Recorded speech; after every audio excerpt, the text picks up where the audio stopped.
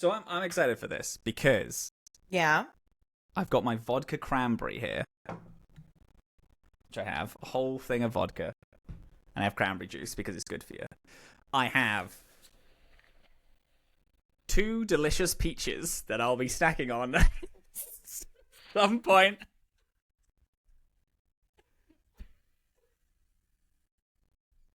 I have my lizard. I have my best friend. I have a little pile of notes. We've finished Dragon Age. It's time for a celebration, baby. It is time for a celebration.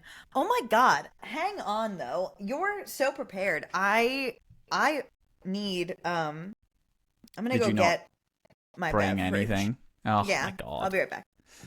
Alright, I guess. What music should I pick for this opening bit? What if I went Final Fantasy X and went crazy? I do love Final Fantasy X, but maybe that's not the vibe for the last episode of a Dragon Age show. Alright, I'm just gonna go my classic Dragon Age Origins OST. I'm gonna open up Dragon Age Wiki because now I can look at all the things because I've beaten it. Yeah, my stupid fat lizard. She's a beautiful lady. She's been eating well today. Lots of worms. What? I'm talking to the people who didn't leave me. I was gonna cut that out. I'm just gonna delete that. It never happened. But why don't I entertain people instead of you having to cut shit out? Huh? I'm trying to make your job easier because you failed to turn up for me. Oh my god. I've never failed to turn up for you. How dare you? I need you to take that back. I need you to post a public retraction of that private thing you just said to me. Are you now going to cut this bit out, or are you going to keep it in so that my I think this is going to be words... another Easter egg for the video viewers. Oh, perfect. That's good, Yeah. actually. I'm into that. Try to shove this fucking mirror. Mirror's caught on something, so you can see a tiny bit of my room. I just see your little phalanges wiggling around. And yeah, that's it. That's it. What are you drinking, babe? I have a gin and Dr. Pepper. Why is that funny? Because a lot of people make fun of me for my love of Dr. Pepper. You know what? Do you know what's... What? Clink, clink. Clink. We keep clinking at the wrong time. Time difference. Ooh, put too much vodka in that. Good. Dr. Pepper in Canada tastes like shit. I can't stand it. When we went to Gen Con, oh, yeah, I that's had right. a Dr. Pepper because we had 100,000 Dr. Peppers in that Airbnb. Yeah. And then I had one just to check. And I was like, oh, this American Dr. Pepper and UK Dr. Pepper are the same. Canadian Dr. Pepper is different and bad. Bad, dude. Yeah. Crazy bad. Yeah.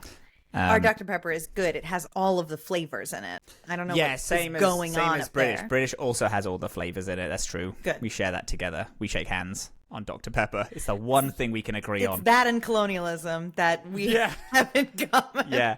Those it's why two our things. nations have a tentative peace. Mm-hmm. Our current our current devolving into fascism. Colonialism in our past. Mm-hmm. We have the same flavor of Dr. Pepper. Those are the things. And me and you. And us. Yeah. And us. Us. Even though you don't currently live there. And it doesn't. I don't currently live there. I don't claim it. I do claim London, as I think that London and England are two different places. But we've talked about this privately, where I have a lot of feelings on I that. don't think I've come away with an understanding of what the difference is. Would you like to tell the class? Because you think the same with New York and America. Oh.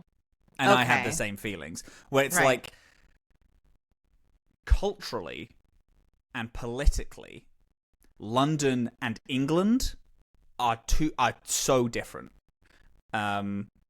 It's like, London is so multicultural and so, it's like it's got a whole history of classist oppression that is still felt like in people. People understand that in London. Yeah. And in a way that like other places in England don't. I'm not saying that places in England don't. Like, you know, Leeds and Manchester obviously still feel that. Oh, obviously. But it's different. It's like I don't have a first-hand experience of those places, but I do have a first-hand experience in London, and I love it. It's in my bones. I'll see it one day. I will be buried in London, unless like I'm not buried in London, and that's fine.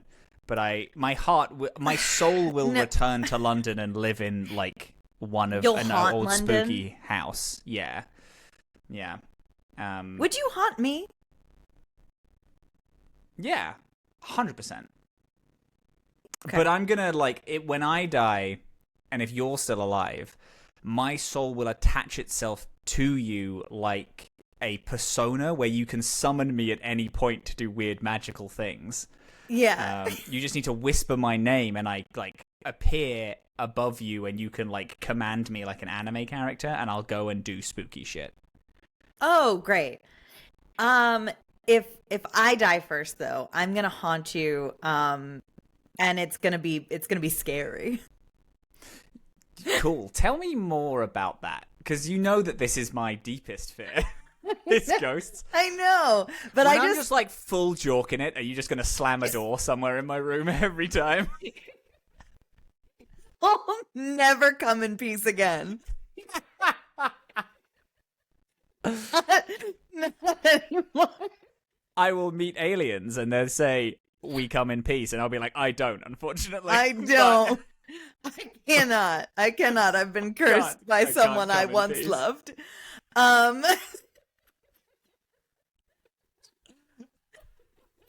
I'm so sorry, darling. I cannot consummate this marriage because I made the mistake of having a best friend. Yeah, I can consummate the marriage, but I won't finish consummating it. It's like I can begin, and then you will finish. They'll finish. But and after a while, what's really fun is you don't have to do anything. Because I'm going to be so scared. The anticipation of the scariness will... Because that's in the horror film, the release, so to speak, is the not scary bit. It's the build-up. And that is what will scare me. That's what I'm here to ruin. Yeah. Exactly. Great. Perfect. But then there's going to be a really sad thing when one day I'm trying to have kids and I can't finish unless a door is slammed really loud somewhere in the house. I'm like, or one day you'll know that I've crossed over. Finally. When I come a build up of 30 years, I kill my partner instantly. Well, you'll know that I finally moved on, and I will weep. And then after that, every time I come, I cry, and my sex life is wrecked forever. Yeah, so really it's just the whole time. It's a whole mess. Time, because every time I finish, I remember you and the fact that either you're there still or you've moved on. Still you or that I'm gone forever, and that's so sad. And that's so sad. I'm so sorry. Or I could also like make myself like appear in the shadows of your pornography, like a little like a shadowy reflection of me. That'd be nice though. And I'd just be like, but it will be much like The Haunting of Hill House, where someone's like, "Yeah, the porn's good, but did you find the 13 hidden ghosts in the porn?" Hidden Dillins.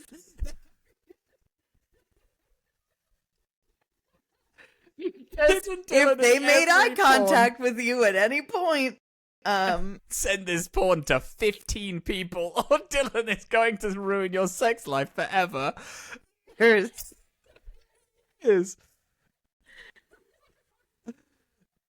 That's fucking good, dude. I think you should do that. I think you should go upstairs and die right now, so we can get this bit started. Let's get this show on the road, dude.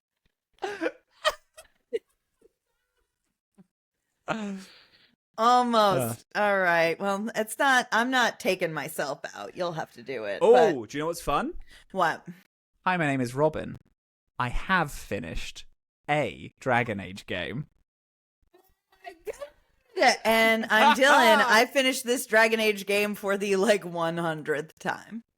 Amazing. This is Dorkspawn, Dragon Age podcast, where we go through the games chapter by chapter. We are not done with Origins, but we have finished Origins. We've finished the main game of Origins. We have there is one more DLC to DLC play. called Awakening that you can only do afterward.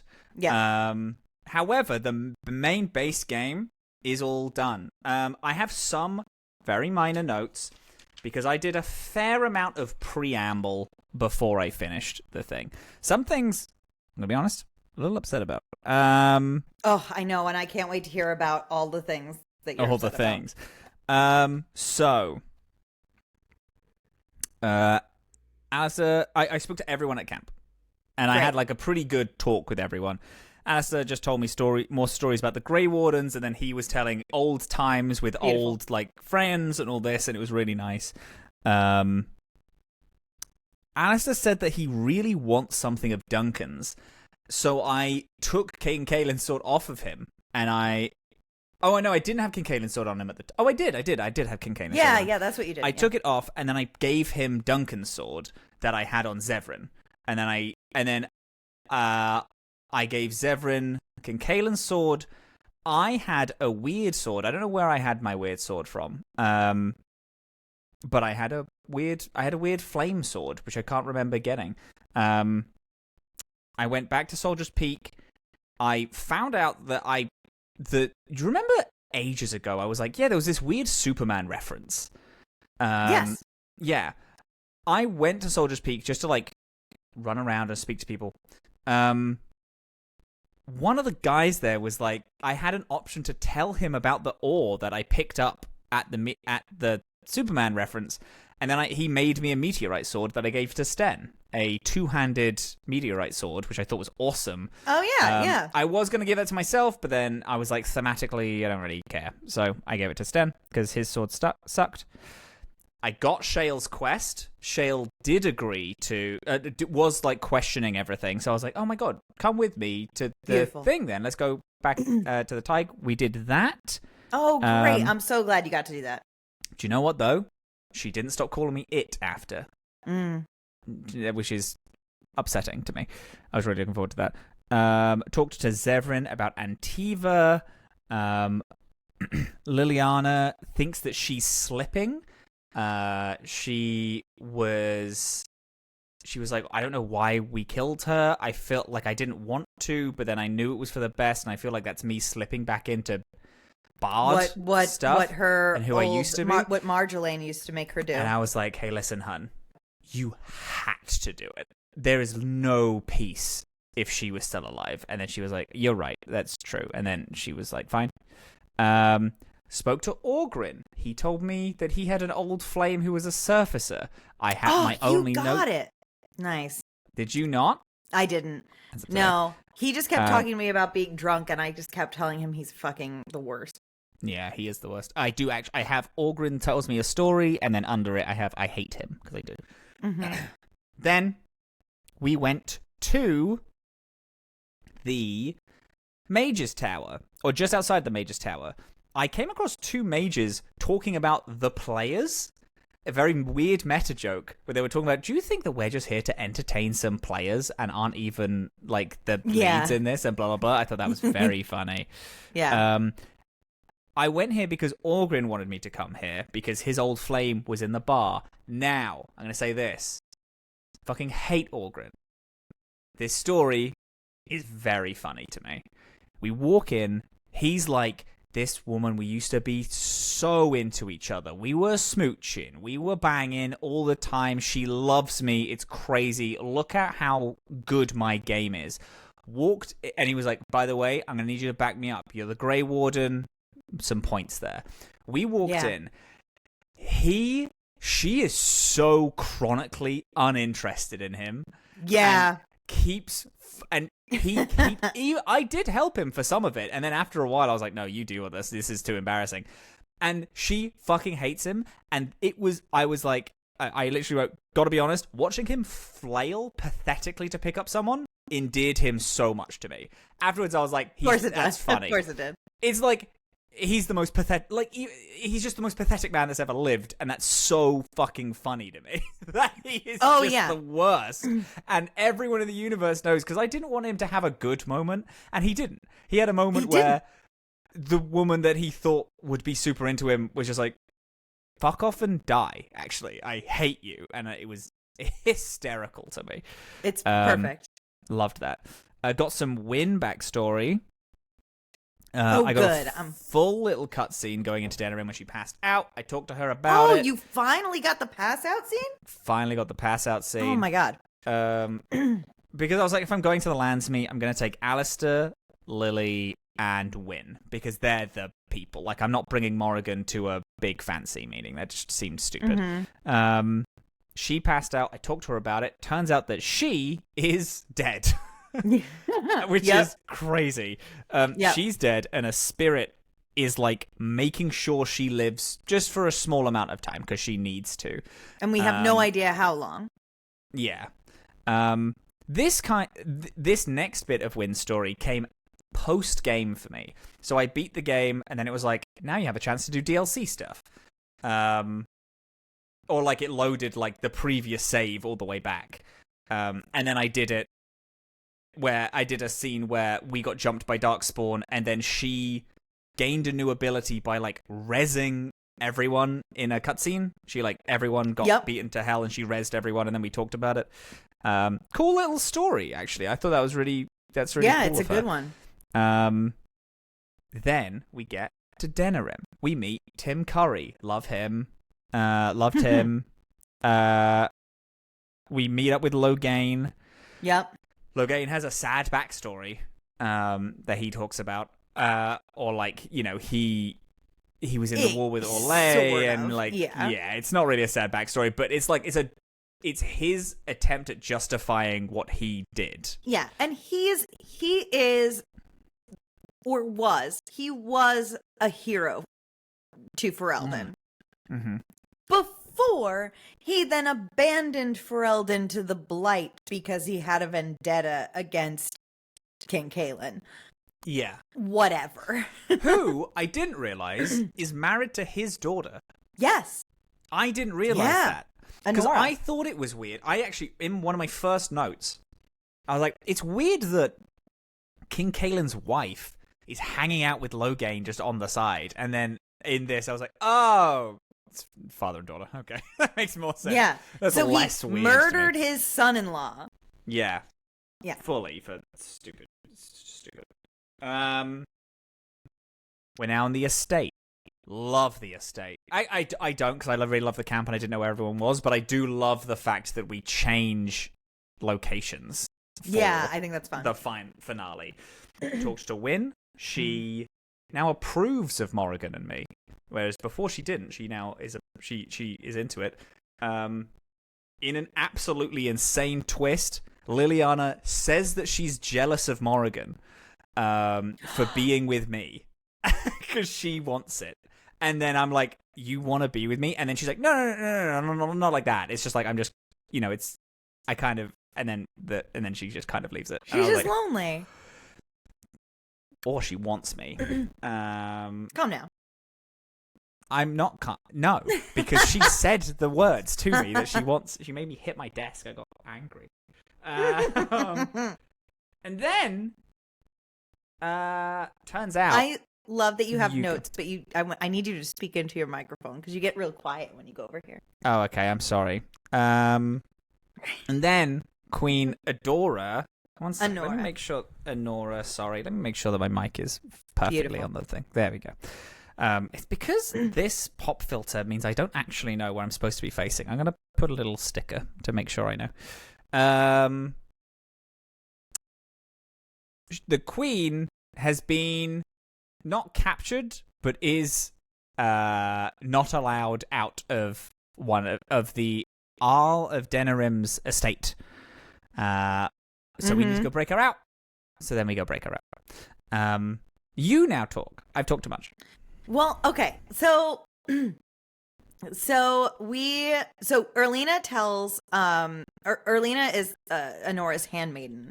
She tells us that Queen Anora is like trapped with her father, that he's lost his mind, and that like she is not in agreement with him. She's just afraid and now completely trapped there.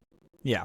So we have to go to the Earl of Denerim's estate, sneak in and break her out. While we're in there, we find all these other people that Loghain has captured, and they're all tied to different places we've been and backstories we've encountered. Yes. So we find oh goodness, who do we find Riordan. in the prisons? Riordan we find, who's a Grey Warden from Orlais. Yep. Like a noble. We find like 2 different noble people. Yep. And we find Rexel, I believe, who his mother was like looking for him and posted about him on the Chantry board. And it's like one of the first ever quests you pick up. Oh my god. Holy shit, it felt so good to complete 3 different quests that I've had since the beginning of the game and find out that it's all in this one manor. Holy shit. Yeah. Mm-hmm. Yeah. Yeah. So we see that Loghain has been basically locking up any dissenters whatsoever, and anyone associated with the Grey Wardens, essentially, too. And now his own daughter, because she started to disagree with him. So she's behind a locked door. And so we have to break her out, bring her back to Arl Eamon's estate, where she's like, thank you so much, Warden. I will side with you. And she kind of proposes, like, because everybody up until this point is going, hey, you know what? Congratulations, you found Alistair Theron. That's the heir to that's the heir to the throne. We're saved.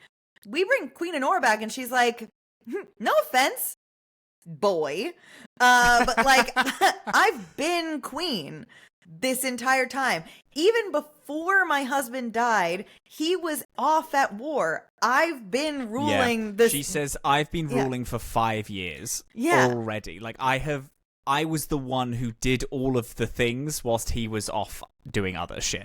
Yeah. And Alistair's like, yeah, no problem. I don't fucking want to be king.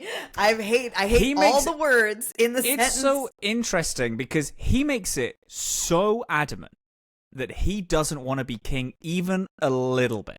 He's like, I don't want it. Give it to her, please. Every time it's even a whisper on the wind, he says, he's like, I don't want it. I want her to have it, please. I hate this job. Yeah. So she's like, fine, if you want Alistair to be king, I guess I get it, but that's not what you should do. You should support me in the Landsmeet. And I will back the Grey Wardens. What? One of the other people that you find is the son of the Isle of Denerim, who is the bad guy that you kill in the opening of the City Elf playthrough. Right. Yes, the guy. Yeah. Oh, that's right. And he I'm so glad you brought that up. I yelled a lot during this scene because you find him and you can talk to him before opening the bars, and he tells you. He says the most monstrous things ever. He basically says that the elves are not human and that who cares? Let's kill. I love killing them. That's so interesting. He didn't say that to me, an elf. Oh yeah, he was like, no, I don't understand why you're so upset. Yeah, of course I did. And so we killed him through the bars. I killed him through the bars. You did it anyway. Because I was like, my backstory is that I was a city elf and then I went off. So I was like, I would already know that this guy sucks. Yeah. And so I was like, no, I'm just going to fucking kill him. Yeah. Killed him He through the bars. outright says, like, admits his crimes to you like it's nothing. And is just That's crazy. Yeah. That's insane. Yeah, he didn't say any of that to me. He was he was polite in a way that I thought the game was. I thought it was clever. It's like, if you haven't done the run where you're a city elf, this guy just seems like a dude. He's just like a normal guy, but apparently not. It's only if you're an elf. Yeah. He was crazy. He was pretty evil to me. And so we killed him through the bars. Yeah. And so now what you don't kind of... So, like, all of this is leading up to how much support you're going to have in the Landsmeet. Mm-hmm. So, killing that guy means that that his family, they don't support you at the Landsmeet. Yeah. So you really have to make sure you get all your other ducks in a row if you want to be able to make the choice that you want. Mm-hmm. In the end. So, okay. So there's that. We get Queen Honora. We get her out. We get her back home. And then, then there's also, just really quick, there is also a Templar next to the guy. Yeah. Who mentions Jowan. He was after my Blood Mage friend, which I thought was very fun. Just because it was like a very light reference to him.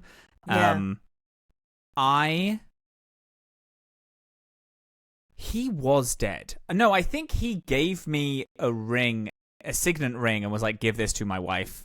Oh, yes, I gave it. I gave it to his I wife, did that. Rather than letting him out, because I was like, I kind of am friends with the guy who you've been hunting this whole time, and I'm also a Blood Mage, so I don't really want you out of this cage. So I'll take the signet ring. But I'll take Thank your you, ring bye. for sure. Yeah, 100%.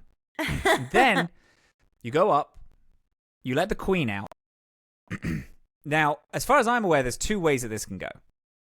You leave, and then there's a huge army of people waiting for you. And you have the choice to fight them and escape, or be like, oh, fuck it. Yeah, sure, capture me. I surrender this. Just, let everyone else go, just me. And it was me and Alistair, because apparently he only cares about the Grey Wardens. Yeah. What did you do? So, because you can just fight your way out and not have to deal with this whole part.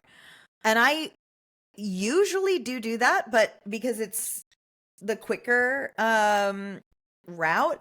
But of course, we're in character. We're role-playing the role-playing game. So and then you miss a hugely good section of the game. IMO. Yeah. So somebody in my party said, like, if we kill them all, like, we are proving what they think about the Grey Wardens. We're here to show the city that the Grey Wardens are here to help. Let's be that way. So I was like, you know what? Yeah. Okay. So we surrender. Me and Alistair get locked up.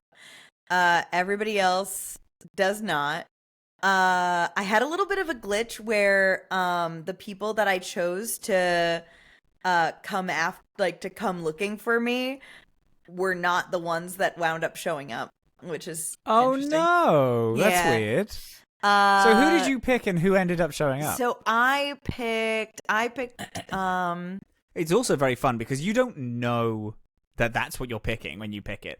Alistair is like lamenting that you've been captured, and then you're like, I bet this person will come save us. And then he's like, oh yeah, and who else? And it's like, this person will probably also save us. And then those are the two people that like enter to try and save you, which I thought was cool. But so you get to like kind of fight your way out of this prison, just the two of you. Well, who did you pick? I picked Morrigan and Zevran, I think. Wow, that's interesting. Why those two? I love them. But neither of them are your love interest. But they're my best friends. I don't want to risk my love interest's life. Interesting. My beloved shouldn't be breaking into a prison. She should be getting manicures. Yeah, I mean, my beloved would break into a prison to save me specifically. Yeah. Morrigan and Liliana both decided to do it. And then at every talking check, it was like, who do you want to take the lead? And I was like, Liliana, please. And then Liliana was like, no, darling, it is okay. Blah, blah, blah. And then I got passed. I beat every talking check. Oh, did you let them save you? Because we didn't. I didn't. I broke myself out. I broke out myself, and then we run into them just at the end. So, if you choose to take the lead on breaking out, you and Alistair break your way out, and then at the very end, for the last room of the dungeon, they catch up with you, and they're like, "Oh, thank God!" Oh, that's so fun. No, I bet that they would help us escape, and both of them dressed in chantry robes and just walked and talked their way to us until the final room when they had to fight the people. We tricked the guards by praying for their souls that they wouldn't let us pass, and they're like, all right, fine, go on then. And then Liliana was like, oh, thank you so much. Every single time Morrigan opened her mouth, Liliana would be like, shh. Did you take it? We went, and there was a woman in the chantry who was already there, and she's like, oh my God, why don't they trust me to do it?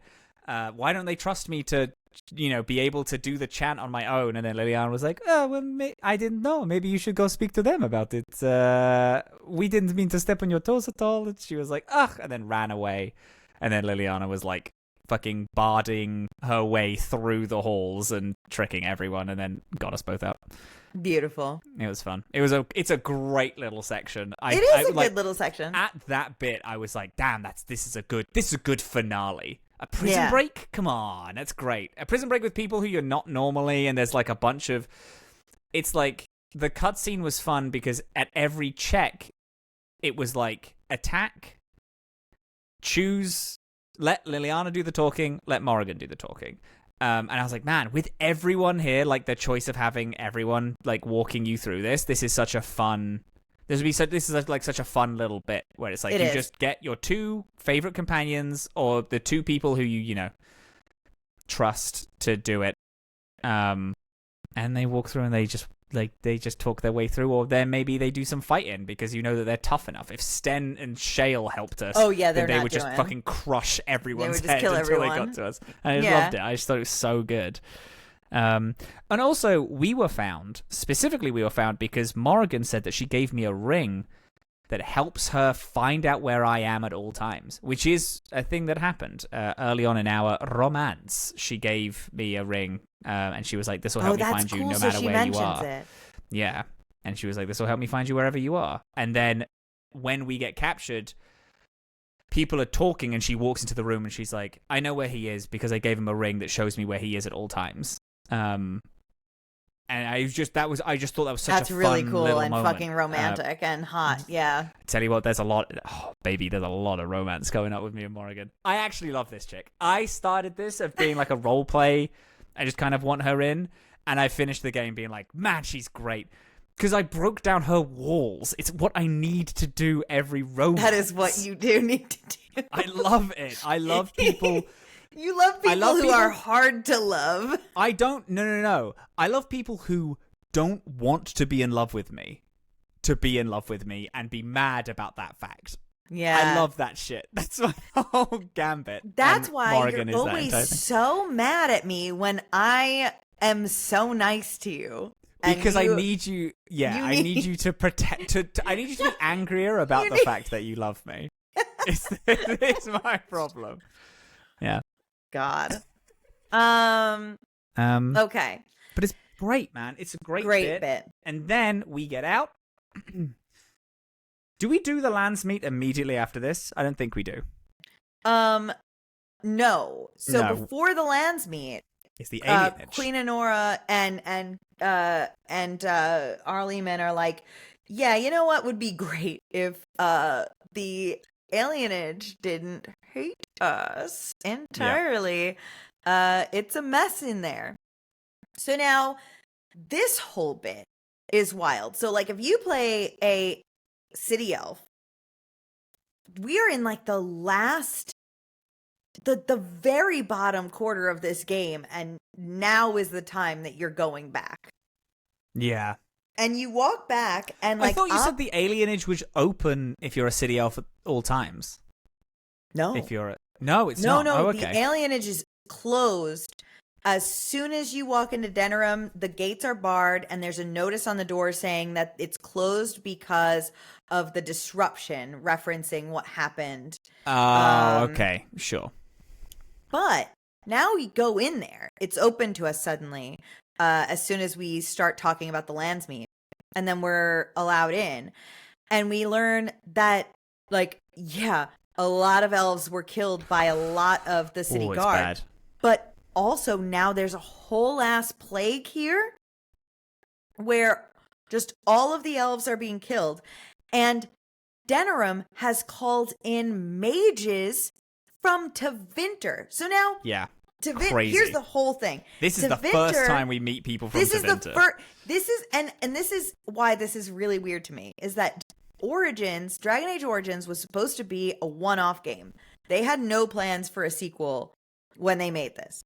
And so they introduce an entire new country, new culture, new, like, whole shtick in the last 10% of the game. Yeah.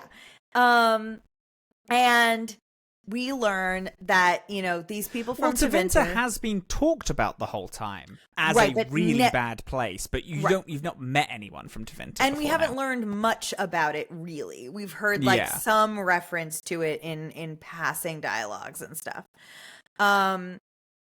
So we learn from Shiani, who Feleria did not know. You know, so we learn after meeting Shiani that there's a plague here. They're all demanding to find out what's going on with the quarantined, because people with the plague are being allegedly brought into this clinic and then cured, according to them. But none of them are coming back out. And there's no news coming from within. Super, super fishy. And the Tevinter guards that are there, the mages that are there, are not giving any sort of information whatsoever. So now we are snooping about. There are a couple of sick elves who ask you for money. I gave them money. And then they... Oh my god, the funniest shit in the world is those elves. Love that. I gave them a gold. I walked away, I came back, and there was 3 of them. I gave them 3 gold, and then I walked away, and I came back, and there was literally 50 of them. Yeah. And they're like, I gave them more 50 gold? silvers because I was didn't have the all money. All right, guys. Calm down. I gave them one last little bit of money, and then I told them to knock it off. I gave them 50 silver because I just didn't have the gold, unfortunately. Yeah. But yeah. Yeah.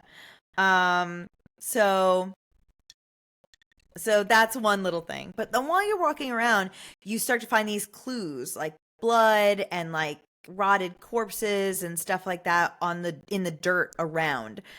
And you can kind of follow these clues and like rack up that something is fishy. You talk to Shiani.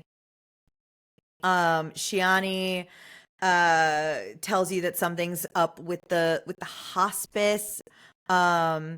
Someone else tells you that there's something wrong with the orphanage too. There is just a random beggar who is scared of the orphanage. Yes. Because her grandmother told her. I did this bit after I did the hospice because I just pretended to be ill. As an elf, I didn't know if it was an exclusive elf thing, but I just coughed a bunch. I didn't get that. Shiani was like, just pretend to be ill. And I was like, yeah, sick, okay. And then I coughed, I walked up, and they were like, oh, wow, you're looking really bad, you should come in here. And I was like, okay. And then I walked in, it was just me on my own. And they were like, oh my god, that's the fucking Grey Warden. You've just let the Grey Warden into the hospice. And then I exterminated all of them immediately. And it was so fucking satisfying. Because now, I'm level 20 at this point. I am so fucking juiced. I like... turn on blood magic. I do the thing which I did with all the deep roads. Turn on blood magic. I like magically hold everyone, if anyone escapes my ire, I blood control them and make them kill everyone. And then I cast Tempest. Blizzard, and then Firestorm in the circle, because they all have the same AoE of the circle of people who are held by my blood hold, and I stand and I watch them in horror as they all get the full attack of the elements. And I just did that to this whole room, and I stepped outside, and Shiani was like, "So what was in there?" I was like, "Bad, dude. Rough. They're dead. Everything in there is dead." Yeah. I am not an elf, so I couldn't do that. So I had to sneak in the back, kill 2 guards at the back door, sneak my way in, and go around, kill the guards, find like some shipment notes that reveal that the Tevinter mages are selling these elves just back shipping to slaves Tevinter into slavery. For Loghain as well. Specifically for Loghain. Yes, Loghain with Logain's is like full blessing. Yeah. Yeah. Which was we'll talk about it. And then you go out the back, because it turns out that one of the apartments is where they fully send people. They like bring people in here, then they take them down an alley, and they put them in one of the apartments. Yeah. So I slipped through, mutilated a million more Tevinter, and then you come across the leader, who is like, "Hey, you got here, so you're clearly pretty buff. How about you pay me 100 gold, and then I will write and sign a letter addressed to Loghain from me." Like, oh, no. Yeah, addressed to Loghain from me, or I'll give you a letter from Loghain to us, proving that Loghain has, like, a big hand in this. And then we'll take the elves and all my men, and we'll walk off. And then I did a bunch of intimidation checks, and I was like, how about we do this instead? Yeah. How about you give me the note and you all live? And he was like, oh man, this could have been easier. And then I brutally massacred all of his men, and he was like, okay. What if you keep your money, you keep the elves, just me live, and I'll give you the letter. And then I was like, if I fucking see you in my city again, I'm going to force you to tear your own eyes out. Get the fuck out of my sight. Yeah. And then he ran away. So I did take the letter, because I thought I need as much as I can on Loghain. I do want to kill this guy, but there are unfortunately bigger fish to fry. The chances of that guy living on his own is pretty low. So he can go. Yeah. No, that's more or less what I did as well.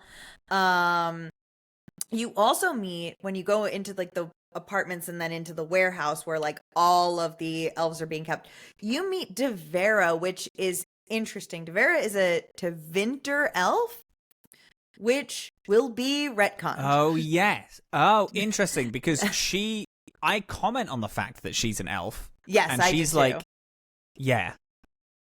So what? Yeah. Like, you're an elf, dude. Look at what you're doing. And she's like, I don't care. I don't care. The later games, even as soon as 2, will establish they start to do some more world building about the places that are not Ferelden. And they take this like slavery and Tevinter thing and turn it into like a elves are full stop always second class citizens in Tevinter. Interesting. So I wonder why that's different. Do they explain it as like that's why she's in Ferelden? Is like, yeah, I'll sell people to They don't ever mention her ever again. No, it's just like the lore wise, that's upsetting, because it was really interesting as to why she was doing it.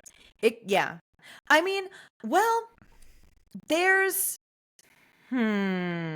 so the TV show, I guess,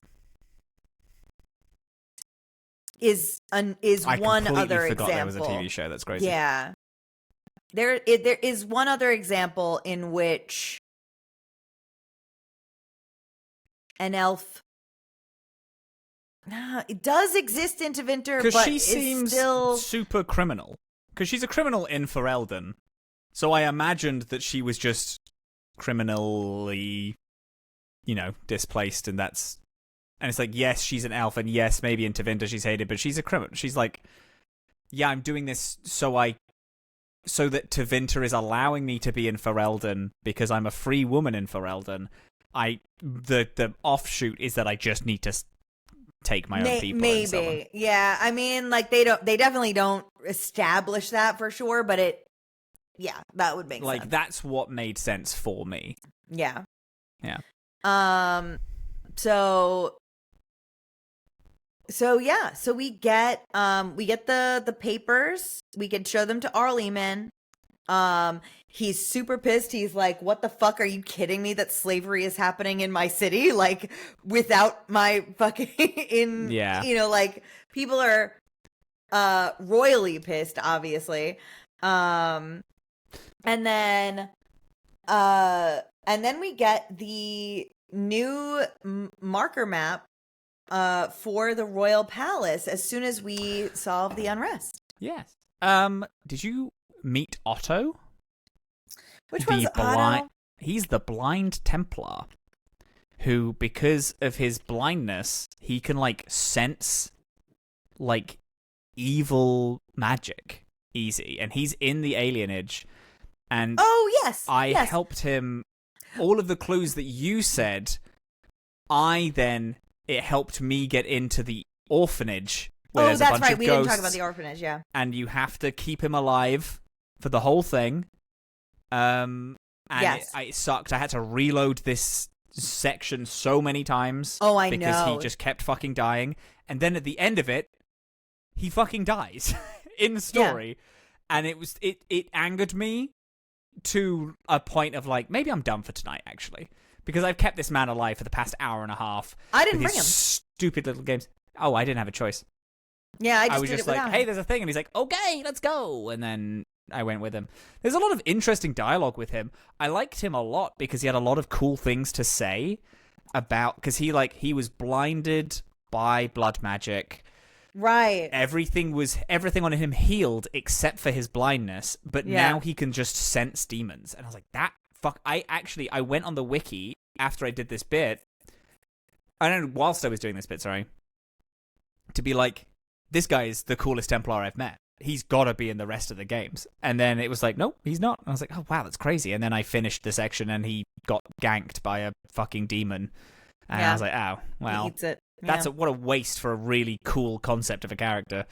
So I was a little disappointed at that. But I was disappointed in terms of like, damn, he was really, really cool. I wish I could see him again. But it's also just, it's one of the cool Dragon Age Origins things where they just have a really cool side quest that with a cool guy with a cool story, really cool and guy, and it's great, it. And then it just stops, and which is, it's a thing which I've really loved from this game. Is there's so much shit where I'm like, man, this is fucking cool.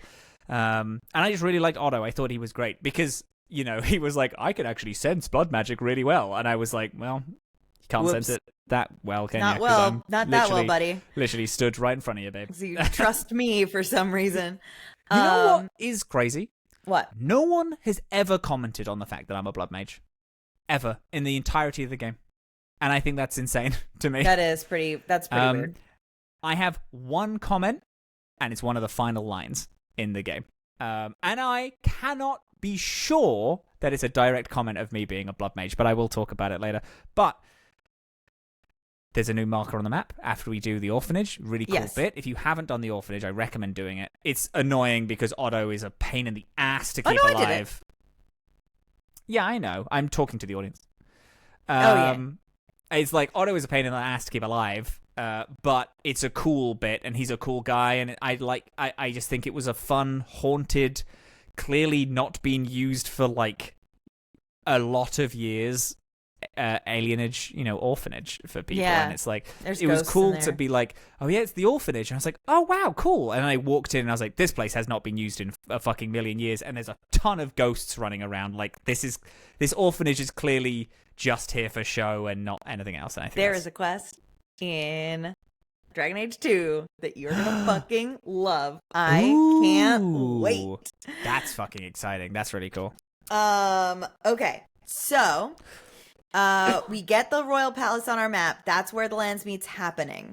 We get to go out there. If you don't if you don't take out Cothrian's troops, they try to like stop you from going in. But I just coercioned my way. Yeah, I was just like, I told her, I was like, you know that something's wrong. Yeah, and changed her tune so fast. In a way that I'm like, all right, you only doing that because I had high persuasion. Because she was like, I'm the most stalwart in my opinions. It's like, are you though? No, I'm not. No, I'm not. You're actually correct. He's an evil man. Logain's a monster. What do we do? Please don't kill him, please. And I was like, all right, bye-bye. And I walked past him. So we get into the estate. Now all our people are here. Which is nice. And then we start, the Landsmeet kind of starts pretty automatically. You have all these imaginary points that you have racked up that you have no access to see, just based on stuff you've done. And the crowd votes depending on these things. What happened? Do you know who supported you and who doesn't? I don't know the specific names of people who supported me. But I can tell you out of the 6, it's 6, right? Mm-hmm. 6 people vote in total. Let's see. It's either 6 or 7.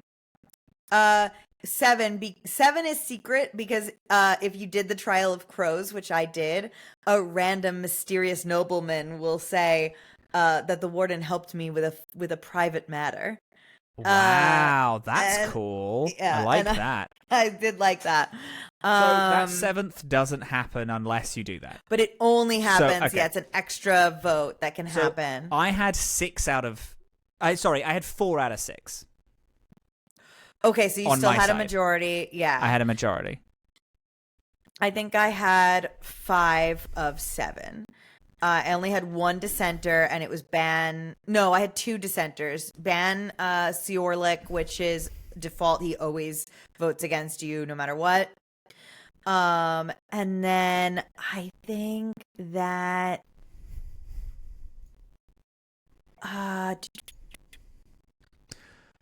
surely it's the guy whose son you stabbed. Oh, yeah, right. Obviously, because I killed that guy. So it's the same for both of us. We both had the exact same people. Perfect. I just had 1 extra guy. You had the 1 extra, yeah. Yeah. So everybody votes my favor. I expose Logain for bringing slavery to Denerim.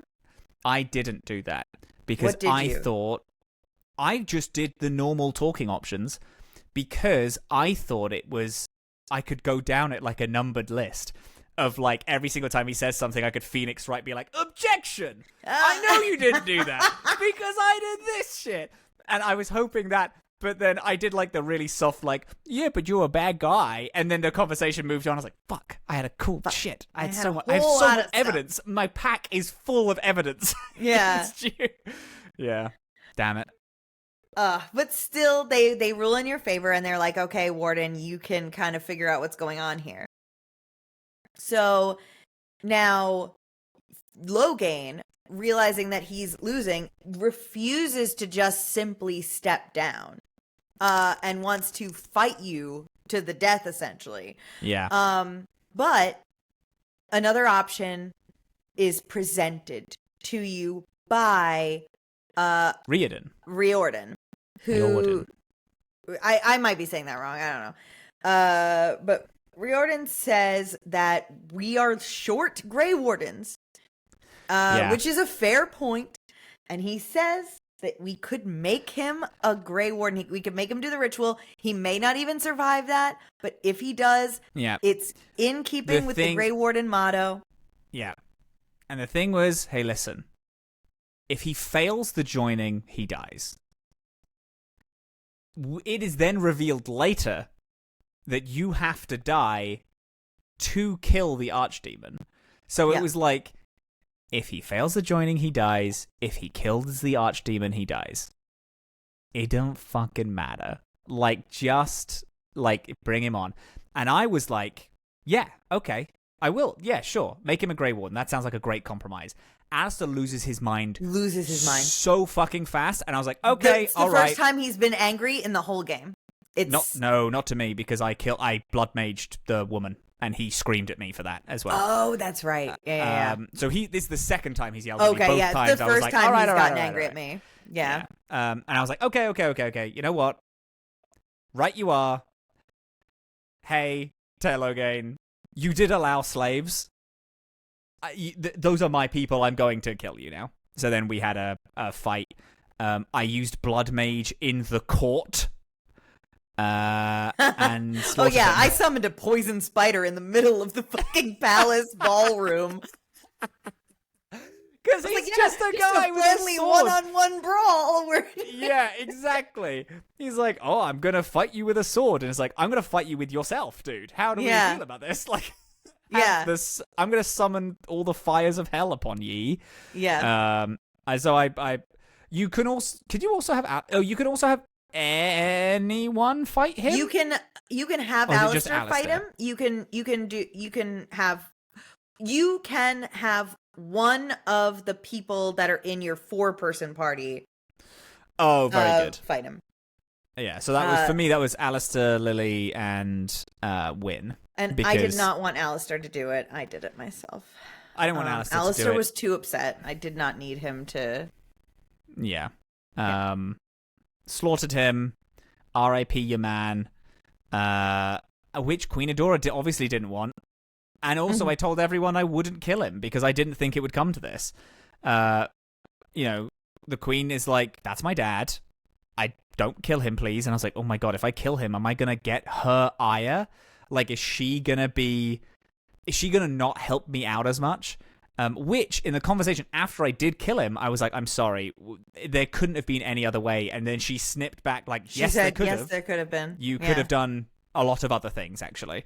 And I'm like, oh, yeah, you're right. Sorry. I'm sorry, hon. I didn't. But mean I actually just assassinated him. I didn't do the brawl. To Loghain? Yeah, I had him executed.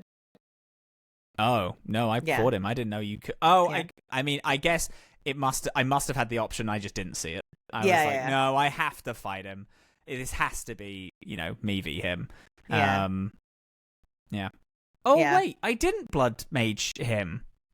I equipped my sword and shield, and I was like, okay, if you want to fight. Because I remember, the cutscene after, so Arcane Warrior, there's an ability where you are, like, half in the fade at all times, so you're really hard to hit. But that means that your whole body is translucent. And then in the next few cutscenes, I still had that turned on, because I didn't have time to turn it off because it just went cutscene to cutscene. So I was translucent for the next 3 very dramatic cutscenes, and I thought it was very funny. But yeah, I fought that man with sword and shield, and I made him eat himself. But then, it turns out that the Darkspawn have marched on Redcliffe, and you're like, oh shit. Well, before that, we have to choose a new ruler of all of Ferelden. Oh, yeah.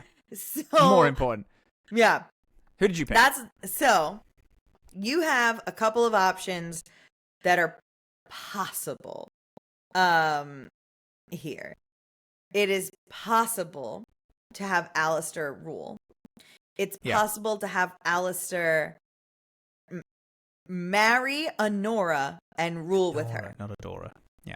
It's possible for, if you are a female human noble only, for you to marry Alistair and for you two to rule together. It is possible for Anora to rule on her own. And it is possible for Anora to kill Alistair in an execution. And it is also possible for Alistair to run away as a wandering drunk until the rest of his days as he dies in Kirkwall. Those are the possibility outcomes of Is that last one Landsmeet. Only if you put Loghain as a Grey Warden? If you let Loghain live, Alistair says, fuck this, I don't want to be any part of anything that this is, and then bounces. Yeah. I put Anora in charge, just her alone. Perfect, Go power. me too. Yeah. love Alistair. He really became my best friend in this. I really do like him. However, that man's not a ruler. He spent the last 60 hours following me around. Yeah. So he clearly has no backbone because I keep doing really bad shit and he just kind of lets it happen. So I don't trust him to be the ruler of a country. Yeah. Honora knows what she's doing. Alistair doesn't want to be king in any capacity, so I was like, no marrying the pair of them. Mm-hmm. Yeah, so I just got her to do it, and I thought that was just best. And then it turns out, you know what, I'm pretty happy with that decision because she does show up constantly for the rest of the game. She just keeps shouting you out. Yeah. I should say, you can actually, there is an option where you can make Loghain a warden and Alistair doesn't run away drunk. But the prerequisite for that is that you have to have he hardened... has to be king. Oh. You have to have hardened Alistair. That is the only time that he will marry Honora, rule, and Loghain lives. But a softened Alistair keeps his morality so high that he will refuse to accept those terms do not exist. Interesting. I did, because I did a tiny bit of looking up after the game, and I did know that you could have both. I didn't know you had to harden Alistair to do so. I thought it was just Alistair be king. And because I was planning to get Teir Loghain to join us, and then get Teir Loghain to kill the Archdemon and then die. And then Alistair to... That's and then I'm like, fair come on, man. choice, honestly. I got him to die anyway. I just got him to die for the greater good, which surely your morality can understand. And apparently he does. If you do that, he's like, all right, I'm not mad at you anymore, because that is fair. But again, I didn't want him to be king, so... Yeah, I didn't want him to be king. You can also, as a male warden, you can put Honora on the throne and you can marry her. And you can be like, all right, and I'll be king. But that's only really if you're a human noble. Yeah, I'm an elf, so I obviously didn't get that option. We can't do anything. We can't do anything in this fucking country anymore. We used to be free. Yeah, this fucking country's gone to shit. Okay, so Loghain's dead. Honora's on the throne. Absolutely. We're the Grey Wardens. It's all on us. Now it's time, as you said. So far, we're doing the same run. As you said, the Dorkspawn have marched on Redcliffe. Mushroom Redcliffe. We all go to Redcliffe. We have a bunch of scuffles because they've fucked the whole place up. Yeah, on the way there. Yeah. We take Redcliffe again, and we're like, damn, that was easy. Where the fuck is the Archdemon? And the people are like, no. We thought that they marched on Redcliffe. It just turns out that this was a very small amount of them that we thought was a full-scale army. They've actually stormed Denerim. Like, for fuck's sake. We just got here.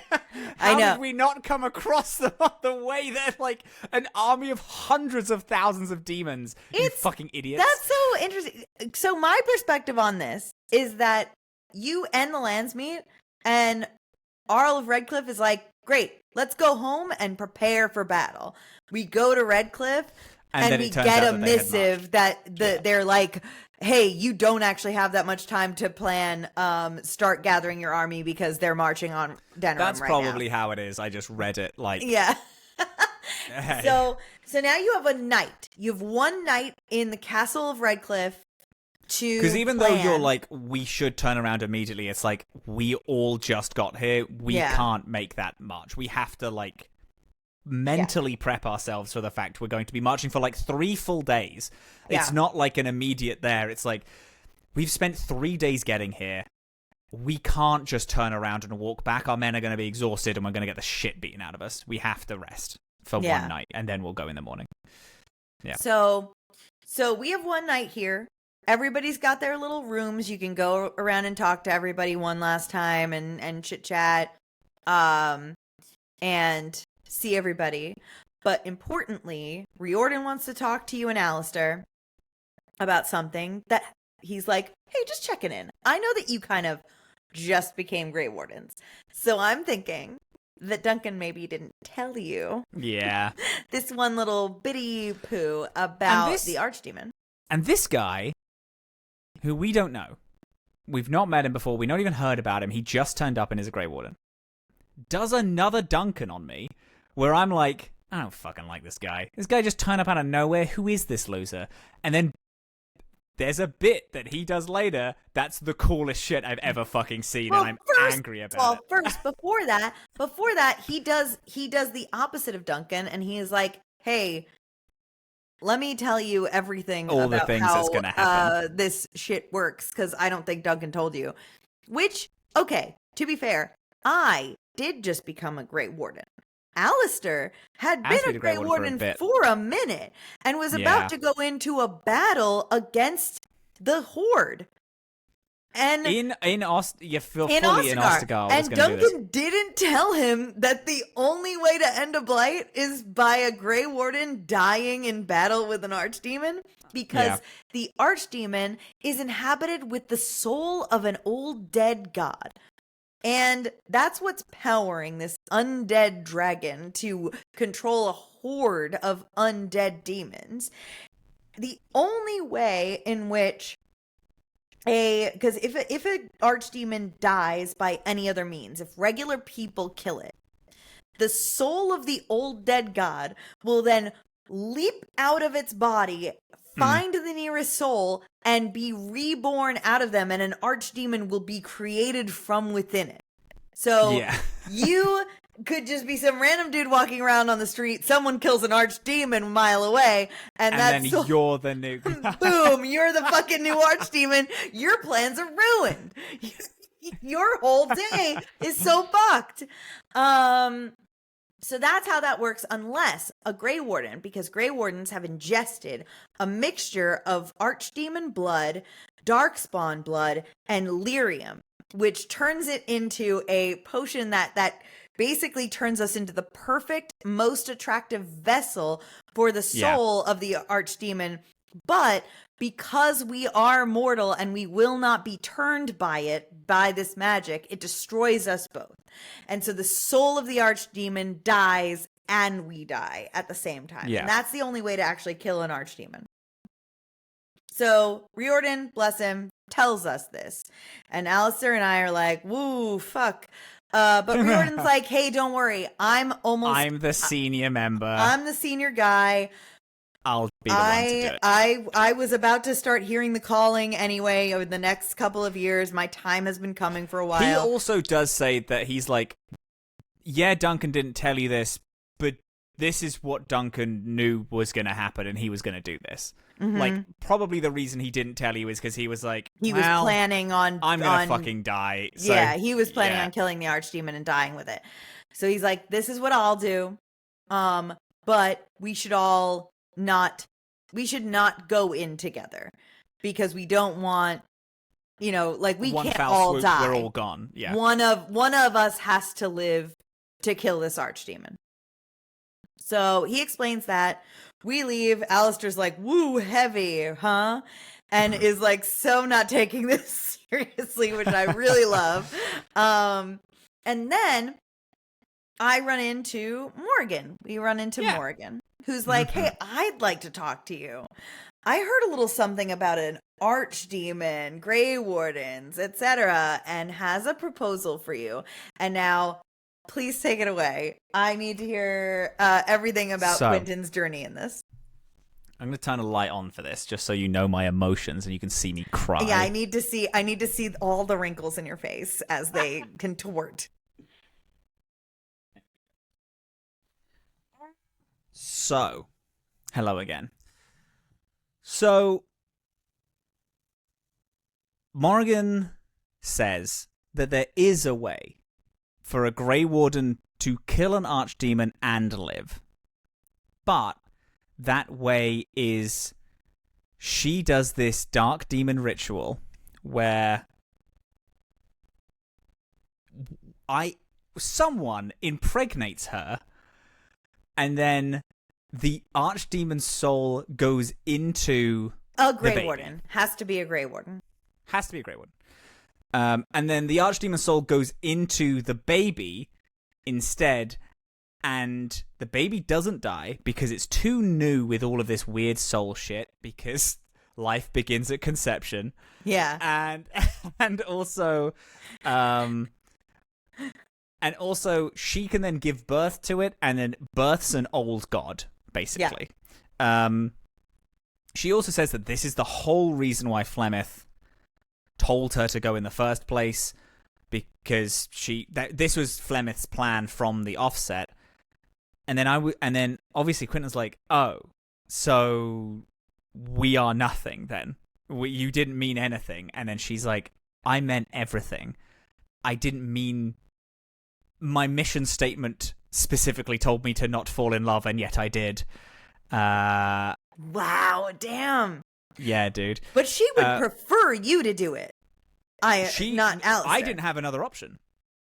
She was like, no, it's you, and that's like it. And then she also says, regardless of what happens, if you don't do it, or if you do, you will never see me again. Yeah. And it doesn't matter. Yeah. And you'll never see the baby as well. Never see the baby. Yeah. Every single time I had the option, I picked, I'm going to find you, though.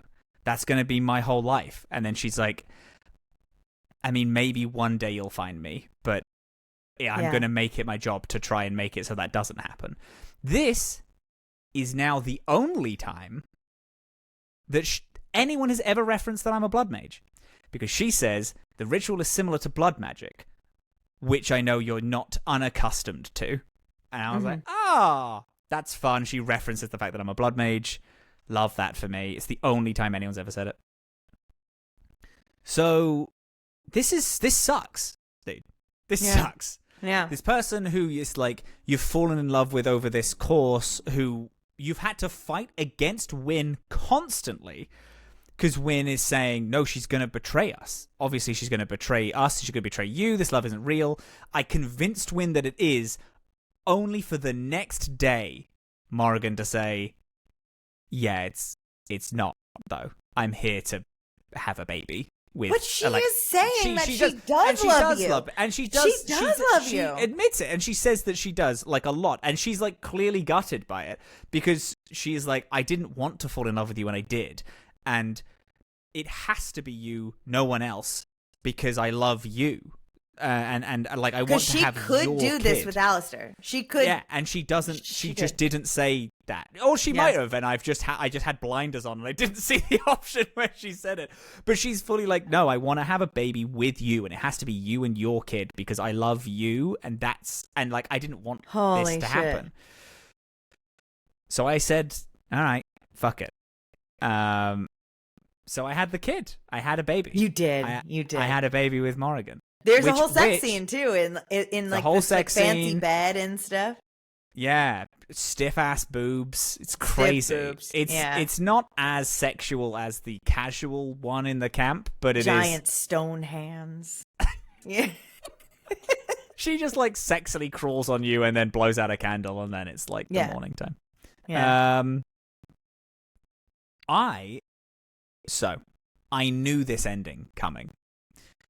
My redemption for Quinn was fully... It was going to be the thesis of, if I'm to prove that being a blood mage doesn't turn you evil, I have to die. It has to be my selflessness in the face of death to save everyone. Like, that's what's going to prove that blood magic isn't bad. Mm-hmm. But when faced with the option, Quinn just couldn't do it. Like, because he heard, we just had spoken to your man, and he was like, someone's got to die, and Quinn was like, you're going to fuck it up, because I'm the greatest mage that's ever existed. So I know that you're going to fuck it up, so I'm going to have to be the one to do it, and I will die above Alistair, because that's it. And then Morrigan pulled me aside and was like, I need a baby, and I love you, and I'm sorry. And then I was like, okay, my life's mission has changed from finding the Archdemon to finding you. Yeah. Tomorrow's goal is kill the Archdemon. Every day after that is finding you and my son. I'm going to find you. Yeah. I'm going to find you everywhere. Yeah. So yeah, I decided I decided to have the kid with her. In a move that I genuinely didn't think would happen. I don't know how. And I called like months ago. Yeah, like a million years ago. It was great though because it really was. It came really, organically, but it was because this whole time. It's like everyone is like, oh, she fucking sucks and blah blah blah, and she's gonna fuck us over. And yes, that was true, but she broke like a while ago. Every single time I speak to her, she calls me my calls me my love, and she like doesn't, and she like openly is like she enjoys pursuing our romance like outside of this. She says that she wish she never got put on this job and that we could just live, but she has to do this for Flemeth. Even though Flemeth turned into a dragon and tried to fucking kill her, but whatever. And I was like, I see that this is so important to her that that's why I did it. So she's not necessarily doing this for Flemeth, because you killed Flemeth. I did, but she comes back. Because it's said in the text that she's immortal. They say that. They say in the text she's immortal, but you've killed her. And that she stays immortal by imbuing her soul in her sacrificed daughters. Morrigan is doing this because she wants to figure out and put an end to this and like figure out what this magic is that Flemeth has been using to keep herself alive for, ages. And she wants to also be more powerful than Flemeth ever was. So now instead of just imbuing a child with her own soul, she's going to manifest an old god and bring an old god back into the world via your baby. And it meant so much to her that I think there was no way that he couldn't do it, because it's like clearly this is like, if she is drawing a line in the sand and saying that after tomorrow, after, the Battle of the Archdemon, you won't see me again, full stop. But I really, really need this right now. And he's like, all right, I can convince you later that this is a bad idea. Yeah. But right now, I'll do this. That is what I would do in real life. That is what I would do. Absolutely. Yeah, 100%. So I did it, and I didn't think I would. And then comes fucking Hold on. Great. Oh. Hold on. So I get the same situation. Oh, of course you do. Yes. Where she stops me and is like, "Hey, Feleria, can we talk for a second? I have a way out of the situation. I know that the only way to kill an archdemon is for one of you two to die. Or one of you three to die. I don't want that to happen. Neither do you. The way for it to happen is this ritual. Obviously, Feleria is a woman, so that is not anatomically happening. So she says, tell Alistair to do this, and it'll save both of your lives." And I'm like, Alistair's not going to fucking do that? Yeah, right? One, that's you guys insane. hate each other, and then two, like, you guys hate each other. She's like, just convince him. Convince him to do it. So I'm like, look, I'll bring it up, I guess. So I go talk to Alistair. And Alistair's leaning on the bed, like, being like, what a big day we got tomorrow. And he's like cracking jokes. He's being all silly. I'm like, hey, buddy, we're going to die tomorrow. So if you could just lock in for a second. I have something serious to talk about with you. Morrigan knows how to stop us from dying.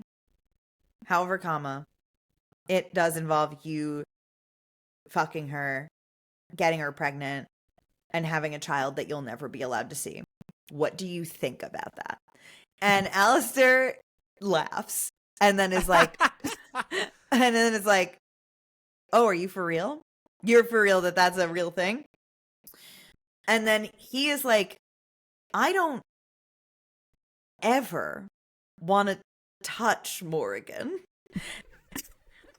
And I don't want to be a father.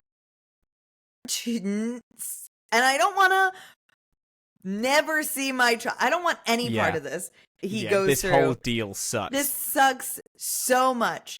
And he's like, please tell me you're not insisting on this. And then I had the option to use my supernatural coercion at this point to just be like, please do it for both of us. And I was like, no, he doesn't want to. I'm not making him do it. So I said, nah, it's okay. Don't worry, buddy. I'm sure Riordan will kill the Archdemon. And then I go back to Morgan. I tell her. She's like, so what's up? Alistair, we fucking? And I'm like, no, Alistair said no, and I'm not going to push him.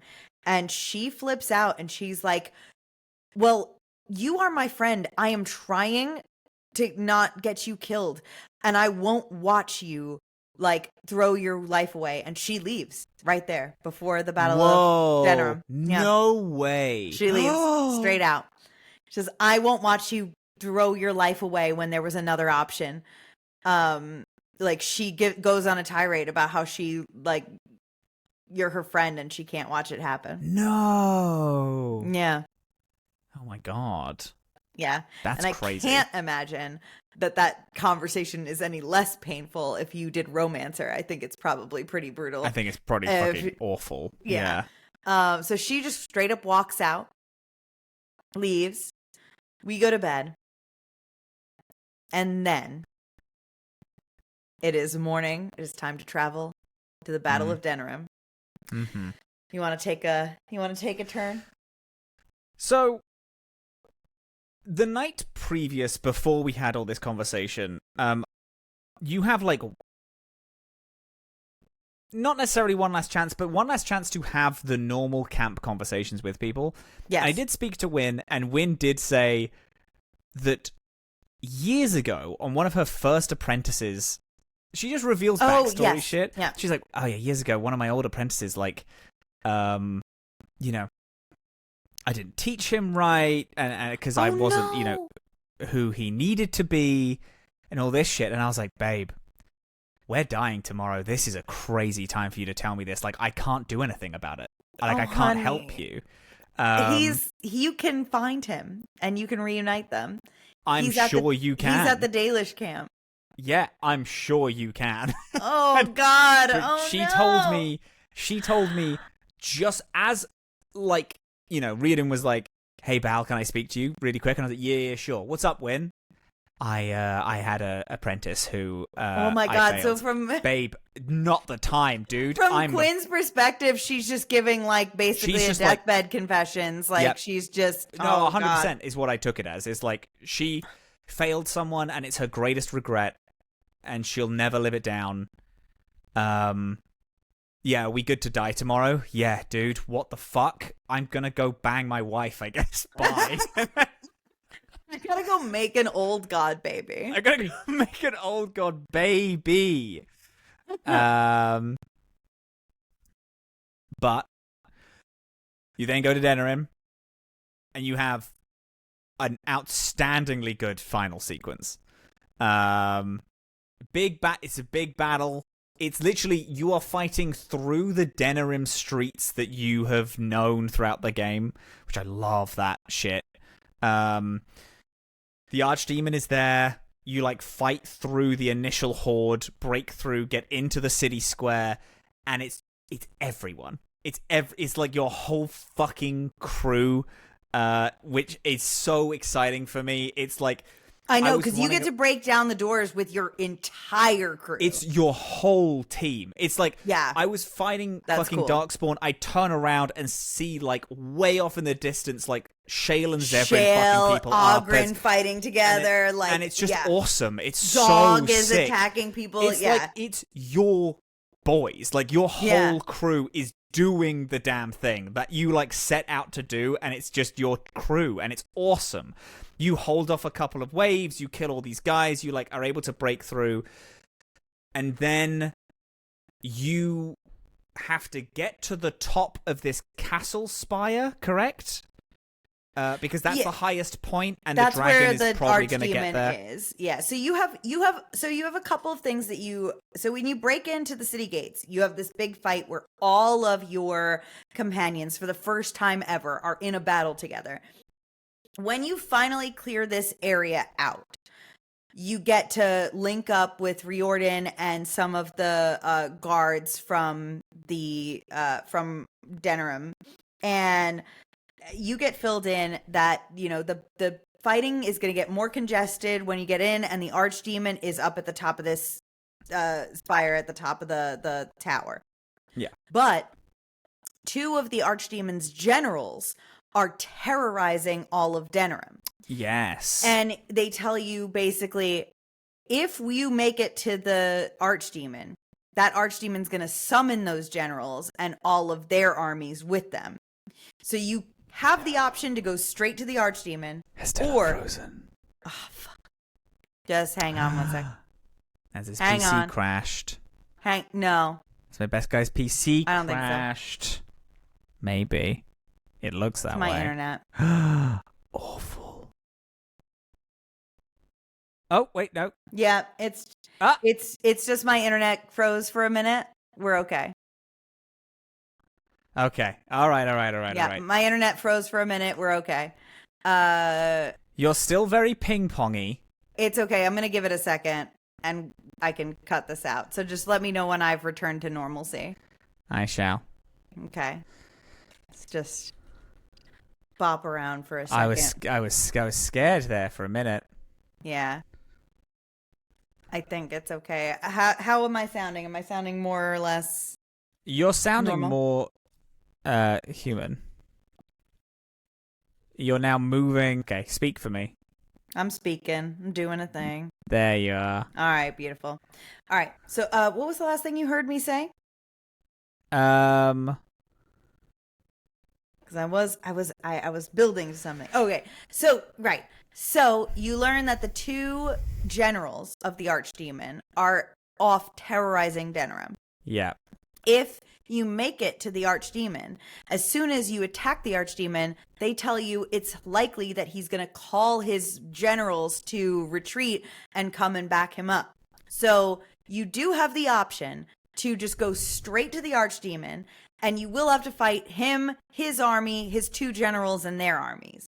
Or you could go pick off the generals first, and then it'll be weaker overall, and then yeah. So obviously, like, it really depends. But the best thing to do is go and target the armies first. There's one in the general, like, market square of Denerim, and there's one in the alienage. Yeah. And so you go and you attack the generals. The generals are tough. And so but before you do all of this, actually, you pick your group that you're going to be actually traveling with to the gates. Yeah. So this is a big deal. And I've burned myself so many times in this for so many ways, because once you make this decision, you can't unmake it. You can't switch it. Yeah. And terrible things can happen. So, and I'll tell you a funny story at some point after this. But so I picked for my crew. And so leading up to it, Alistair's like, it's you and me. We're going in. The two of us and whoever. You know, it's one of those things where the game is clearly telling you, pick Alistair and whoever the fuck else you want to go do this. And I said, fuck you, Alistair. You're not coming with me. Because Riordan Riordan keeps telling me that we should not all be together. Because if we all die, we can't kill the Archdemon. Now, also, me, Dillin, I knew that I could not have the outcome if I were to pick Alistair. So I also was like, I don't want that ending. So I'm not allowing it. Does it always happen, or is it literally the person who gets the final hit on the boss? It is not. So if there is one, so here's what happens. All right. So you know what? So I picked Wynn, Shale, and Liliana. That's my core team. Yeah. That I took in. And then you get a goodbye from everybody who's not coming in with you. They give you a little like... Oh, I had a goodbye from everyone. Oh, maybe it is everyone. Yeah, because the other people are like, all right, let's go in. But then everybody else who's not coming in says goodbye to you. Yeah. One time, I didn't like realize what was happening there, but I was playing a male warden, and I was not romancing Morgan, but I did fuck her for the ritual. And I fuck her for the ritual, and then I was like, I just wasn't listening to the dialogue options closely enough. And when I picked my team, I picked Wynn instead of Morgan as my mage going in. And when she comes up to say goodbye to you, she goes, so that was for nothing. Interesting. Oh my god. Choice, because if she doesn't go with you, the Archdemon's soul. So I just fucked her and got her pregnant for no reason. With a regular baby. Like, she's just pregnant with a regular baby. That's so funny.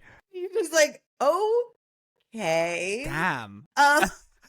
Okay, Grey Warden, I guess I gotta have an abortion now. What the fuck was with that, dude? She looks like so confused when she comes to say goodbye. Why did you fucking do this? hell? But so in this, Alistair is like, I don't know why you didn't choose me to go with you, but I trust you, and I will see you on the other side of this. And he's still in love with you, I can imagine. No, we broke it off, but we're best friends. Yeah, but I'm sure that he is still in love with you. Oh, for sure. Obviously. Yeah. Obviously. So we all go, we take out the generals who are fucking hard as hell to kill. Hard as shit. Shit to kill. This whole final section, I had to reload so many times. It's brutal. It's tough. We get through this. You level up a couple more times, which is good. But now you have a new skill where you can summon all of the armies you recruited. Yeah. And the allies. Yeah.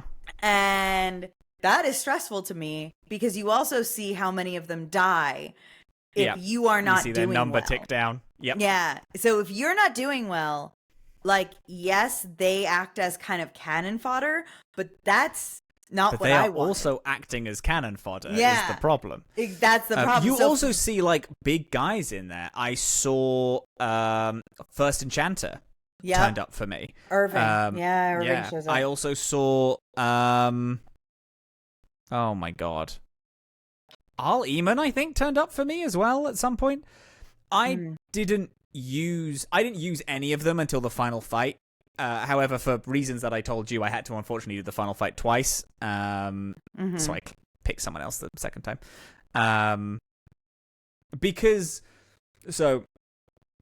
Fun fact, Baldur's Gate 3 has this exact same mechanic in the final confrontation where you can summon people who are your allies to come in.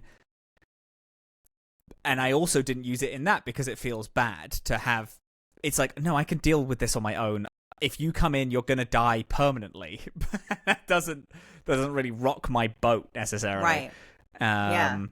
So I didn't use them until the very, very final Archdemon fight, which is probably why...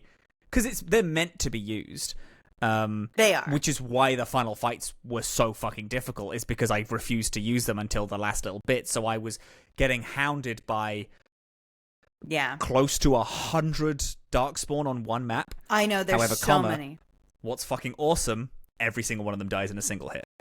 And it's fucking sick. Not all of them die. There's like elites, the generals which don't die. and the elite, slightly bigger guys. Yeah, they don't. But the peons all do die in a single hit, which, as an AOE mage, makes you feel fully like God. Yeah, I was like locking down a full areas. I was like, okay, anyone that's coming from there is going to die immediately. Anyone coming from there is going to die immediately. I'm focused on you and you alone, and I was fucking blood controlling ogres, having them turn around and start fighting their friends, and it's a great This fight fight. So stressful because there are so many ogres in the general fights.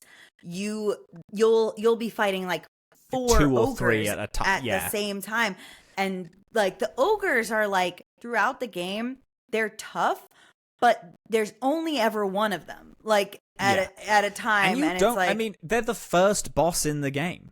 Yeah. They're like, hey, did you have fun fighting the first boss in the game? Have 4 or 5 of them at the exact same time. And it's like, oh, Jesus. And then it's not even just 4 or 5. It's like you fight 4 or 5, 3 of them die, 2 more come to replace them. Like, it's...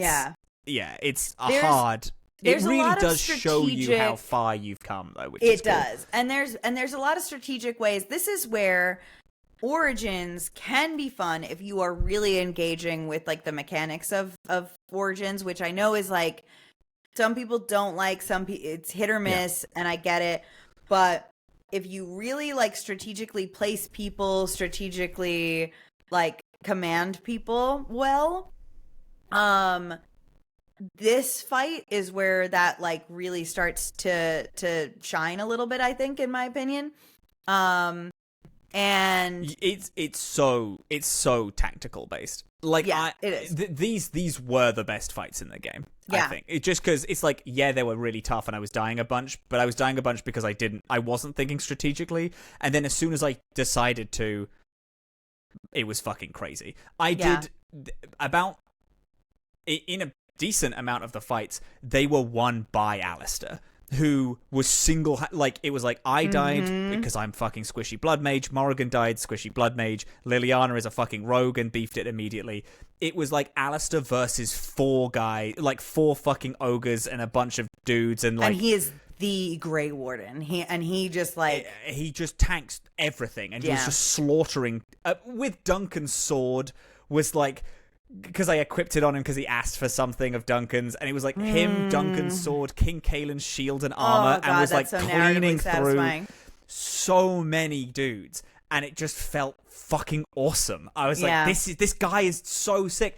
And ogres are one of the bosses which you have a unique kill animation for, which when he used it, he's the coolest guy in the world. He like fucking like swipes at their knee so they go on one knee, and then like leaps off of their knee and jams the sword in its face, and he's the coolest guy ever. See, it was so sick. The Duncan animation when I kill an ogre because I'm a dual wielding rogue, so I literally get to jump up and dual stab them in the chest just like Duncan does in that first Ostagar hot as scene. hell. That's so sick. It's actually so hot. I love it. Dope. But it's only if you kill them on a crit. It's not how, like, you have to kill them on a crit. Oh, fascinating.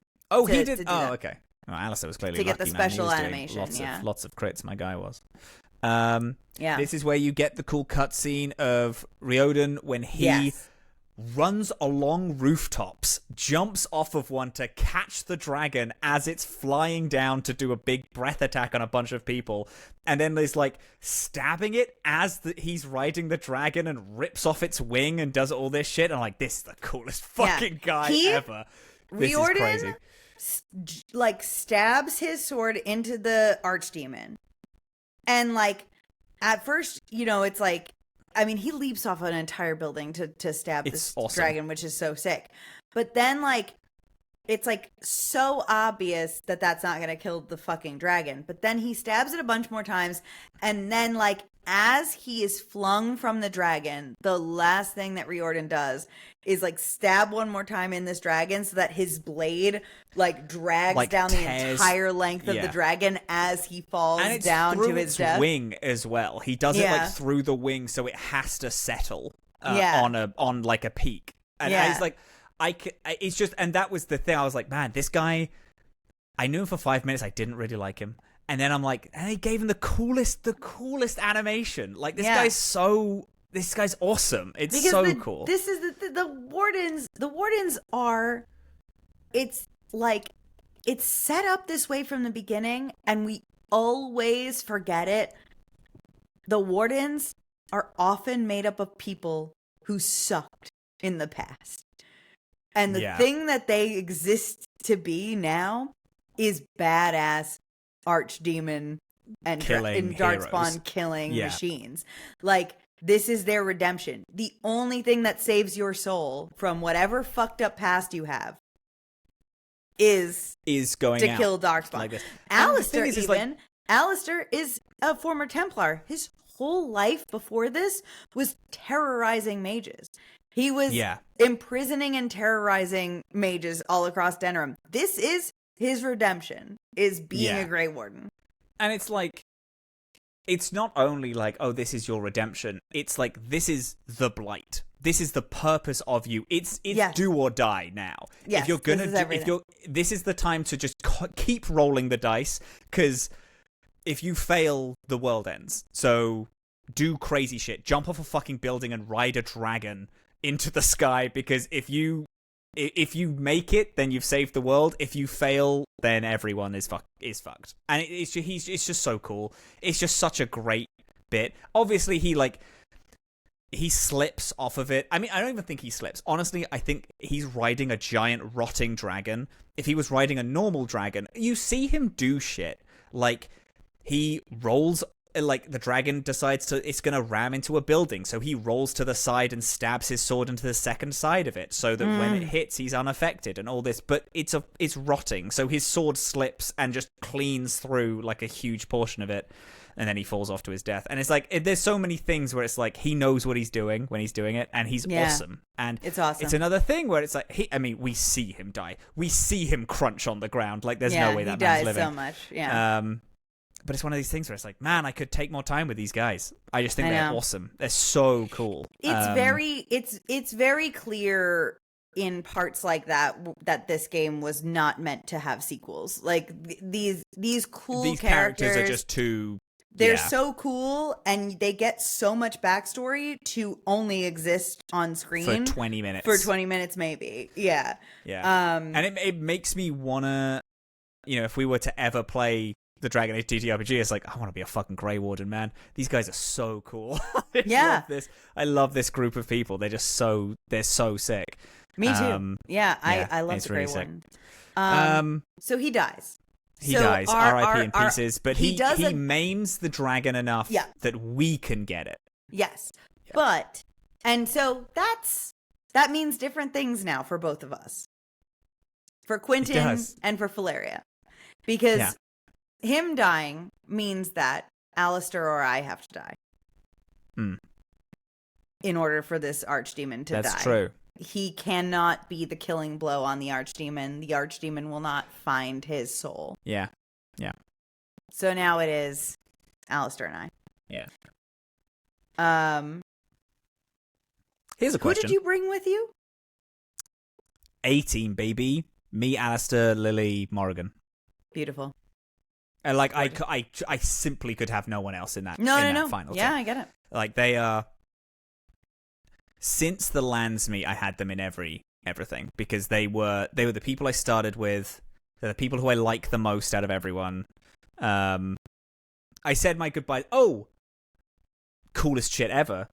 You do a couple of fights against the generals. Yeah. Then you cut back to the other team who was left. And then you play as them holding the gate. Love it so hard. Yeah. They were. You know what? I gave them I call them the B team. These guys were at the gate. They were holding back hordes. Nothing got through. Like, there was a thing of like, no one, like, I think I got an achievement of like, no one died in like trying to get through the gate. Yes, you get an achievement. Yeah, dude. Yeah. Because apparently these guys are crazy. Like, it was like Sten, Shale, Zevran, Wynn. Like, Wynn was healing and hasting everyone as and Ogren as well, of course. Yeah. And Dog. But I think Shale and Dog were NPCs, in quotes. Yes, like, I couldn't and you actually control do these. like 4 of the But it was like 3 tanks and an assassin with a huge healer mage next to the door, and we were like pushing them back through the gates. And I was like, these guys are the coolest ever. These are all of the heroes of Ferelden. These guys are the coolest Everybody fucking characters. Here. And I love that because, like, yes, you, the Grey Wardens, in my specifically, Alistair was behind in that group. And so it was sort of like, yes, we have a Grey Warden going to fight the Archdemon. We have a Grey Warden at the gate. We have, we have the Grey Wardens are here to defend this place. But regardless of whether there's a Grey Warden in each place, there's all these people who, much like the Grey Wardens, all have a weird past that, like, they have decided to forego to save the world, like, with you. And here they are fucking doing it. Like, awesome, like man. literally saving the world.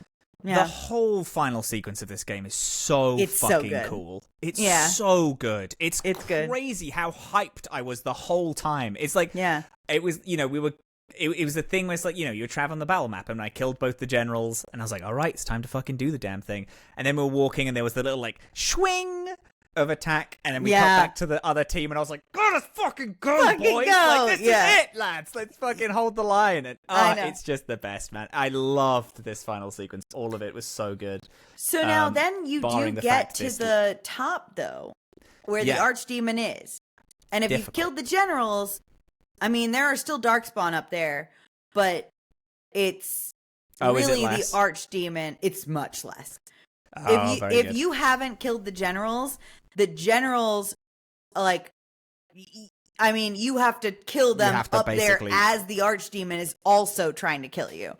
Awful. And with all their armies, it's fucked. Yeah.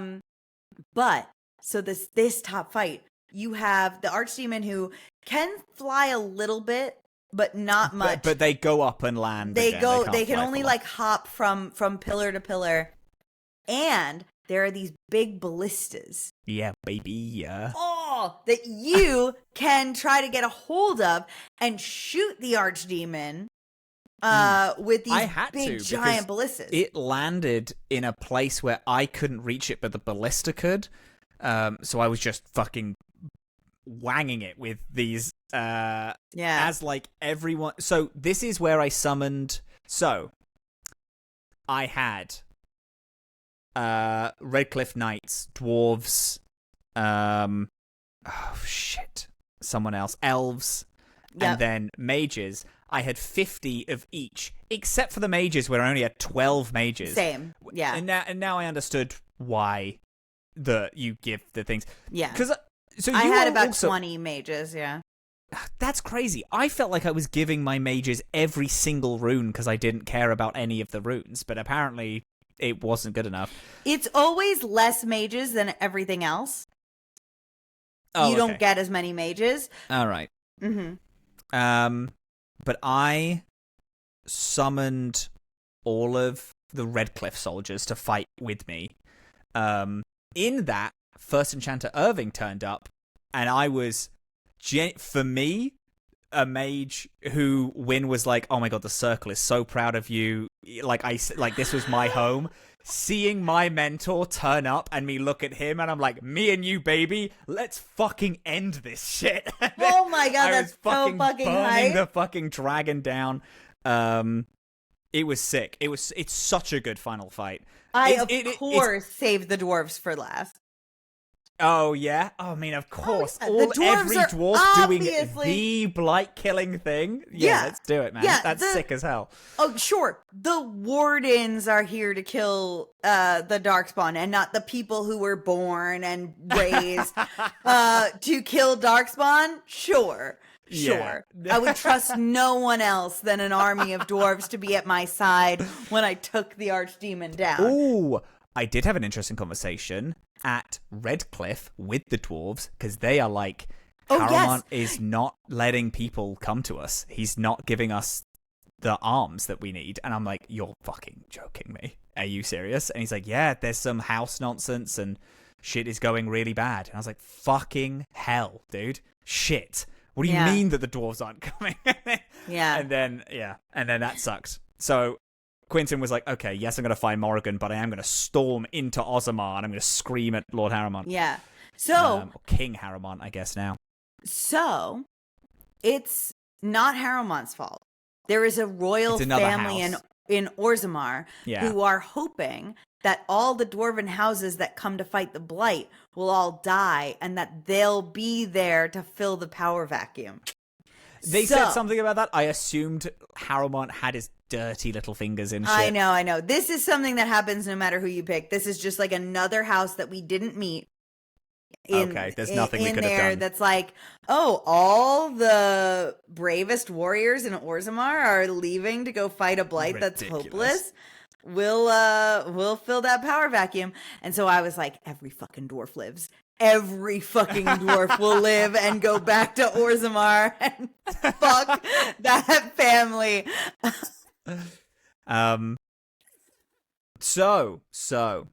Mine's less interesting, so I'll say it first. We do the damn thing. We fight up there. First Enchanter Irving watches me decimate hordes and hordes of Darkspawn with blood magic. Fuck yeah. As he's looking at me doing it, I'm like, fuck yeah, Quinton. Look at how I'm helping everyone right now. And then this fight is long, so I was running low on mana, so I decided to fade step, sword and shield, and just like run in and just fight the dragon one-on-one, which owned because I got the special dragon killing final blow animation as my sword and shield wielding mage, and I felt everything. I was like, oh, this is what I was meant to do on this earth, is watch this specific cutscene as I run up this fucking dragon's back and I like carve its head off. Cutscene happens, I grab a longsword and I just run it through, it goes to try to bite me, and I do the thing where like I duck and hold the greatsword up and it flies and I slice through the entirety of it as it like screams and falls away, and it's awesome and it's a great final moment. There's this and then I run up and I stab it in its head. A huge beacon goes off because I killed the and all the other Darkspawn and run everyone away, looks at scared. it, and then all the other Darkspawn run. A lot getting chased, killed, and died. But I survive because I got a baby on the way. I got a bun in the oven.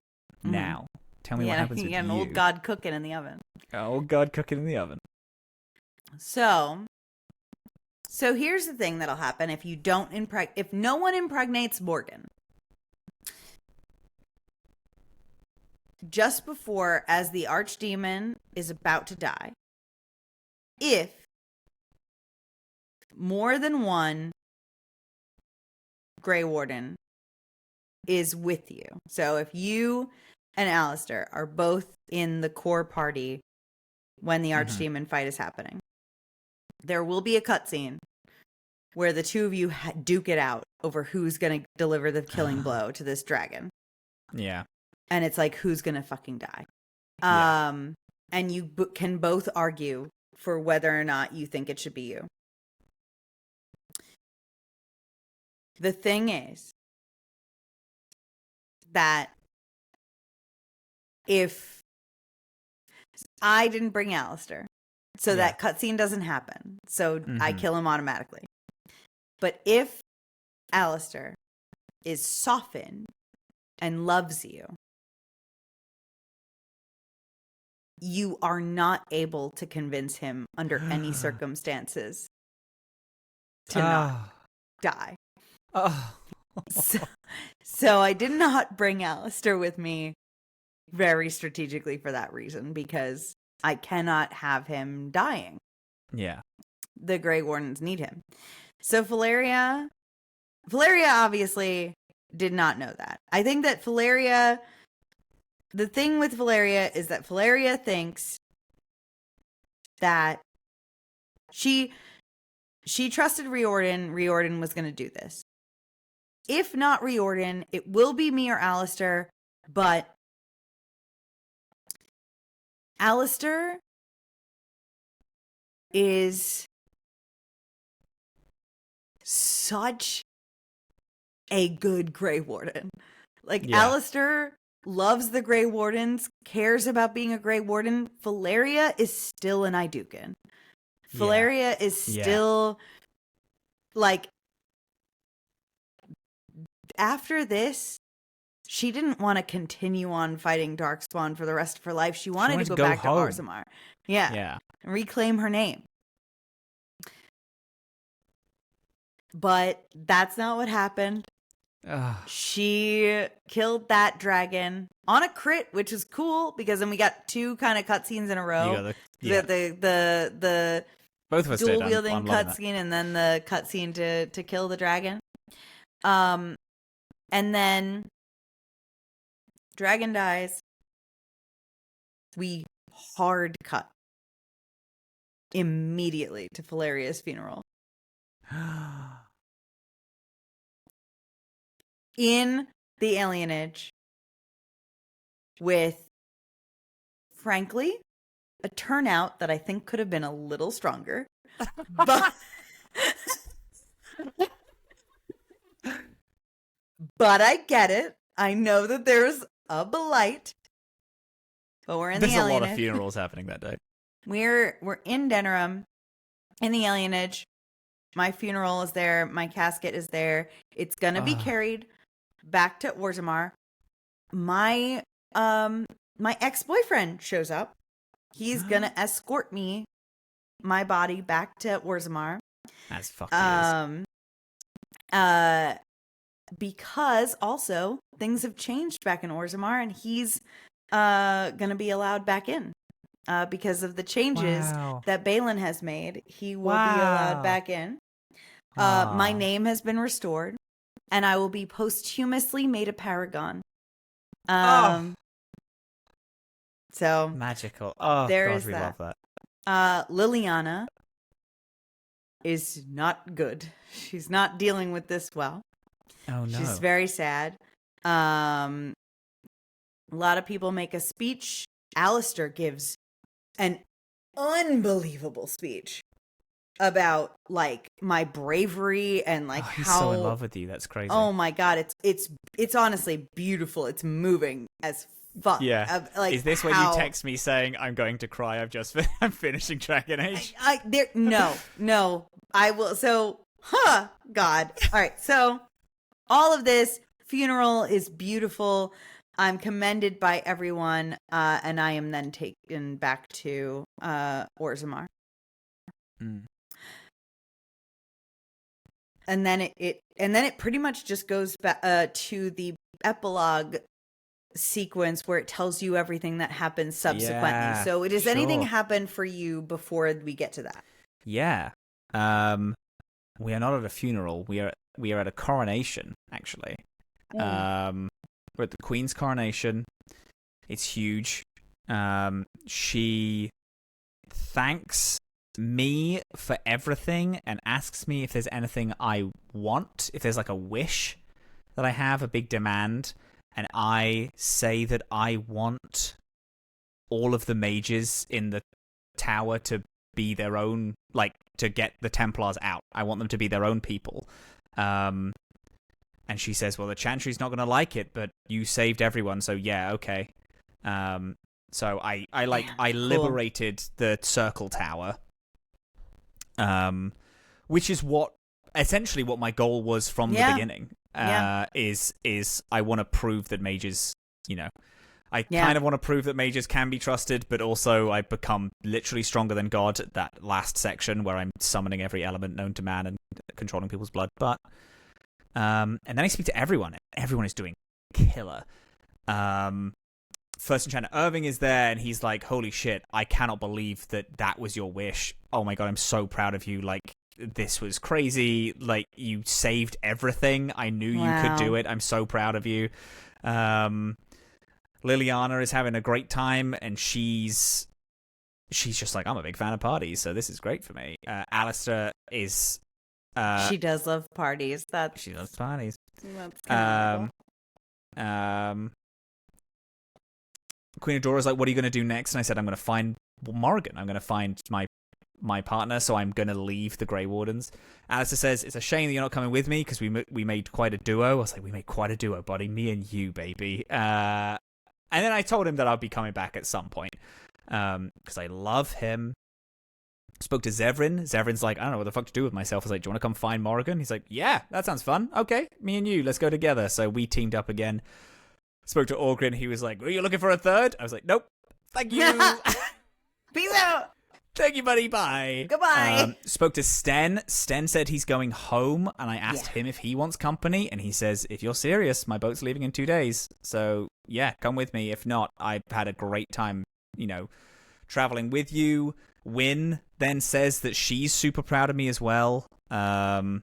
Morrigan, of course, is not there. She's left to have my child. Yeah. Off in the woods like a cat would do. Like a cat. He ran off to hide to have a baby. I'm going to find her curled around a baby, hissing at me randomly in the rain.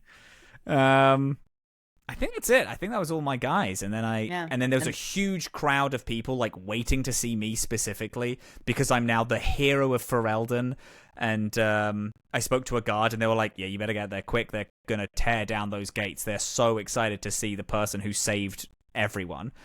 And I was like, hell yeah, baby. And it was a blood mage. Don't you ever forget that it was a blood mage that saved everyone. And then I stepped outside of the gates. It was awesome.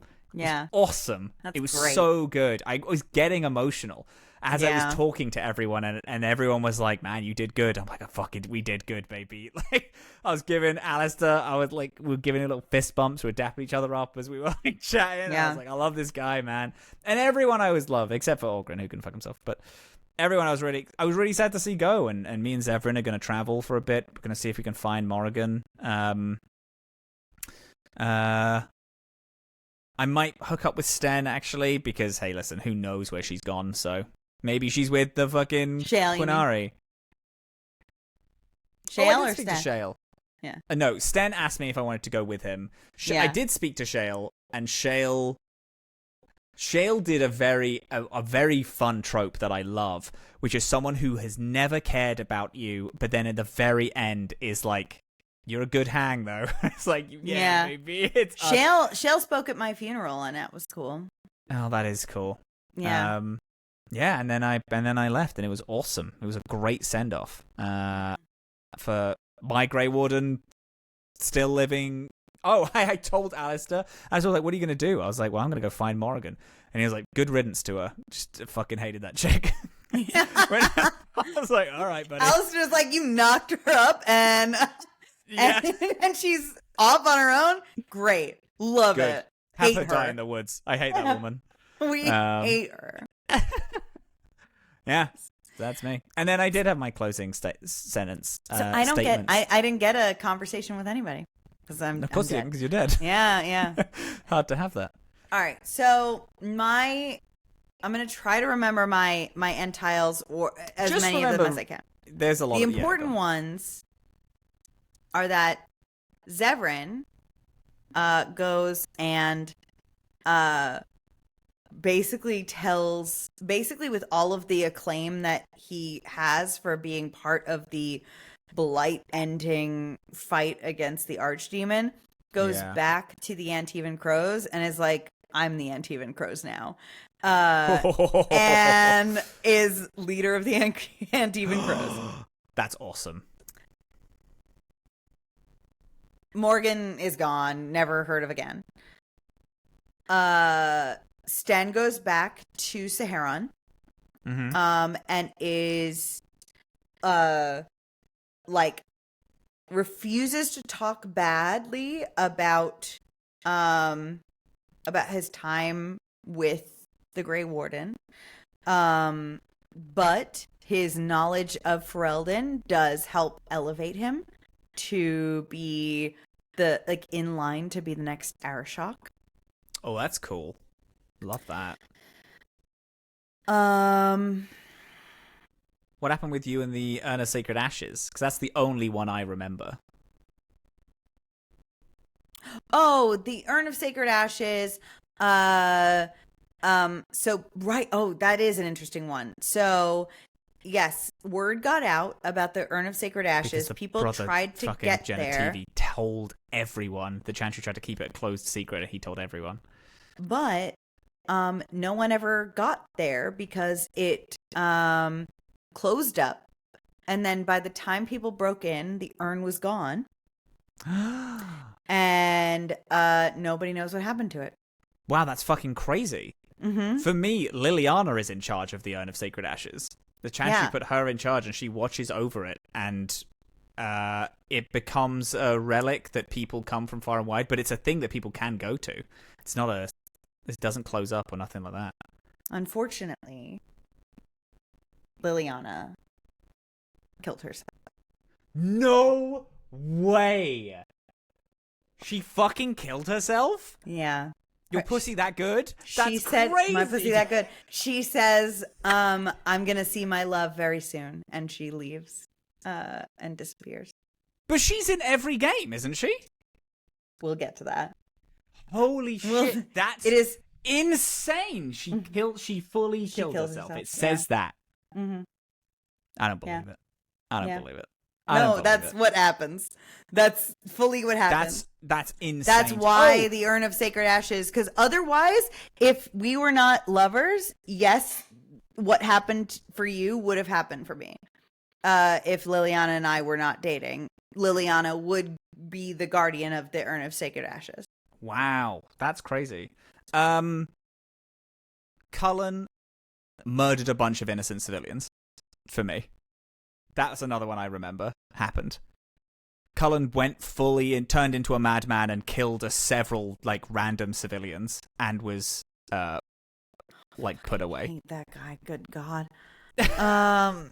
And that's just the beginning for him. That's like him getting fucking I know that up. he's Inquisition. Is he the same guy? He's a fucking madman who killed a bunch of civvies. We gotta deal with him in the next game first. Right. We've got time with Cullen. We got time. Yeah. We've got time to deal with Cullen. So Shale goes off to find out who she is. Not who she was. She knows that now. Oh, shit. She goes on an adventure to find out who she is now and what she wants out of life, which I love. Yeah. Wynn. Oh, I don't remember what Wynn does exactly. I think she goes back to the circle. I don't remember what else.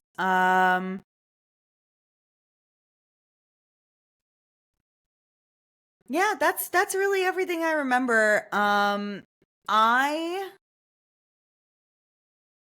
so then obviously the game ends. I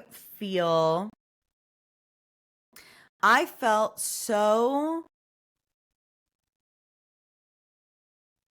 emotional about Feleria's death, even though I knew it would happen because I knew I was making the choice I was making strategically. I knew that I didn't want it to be Alistair that died.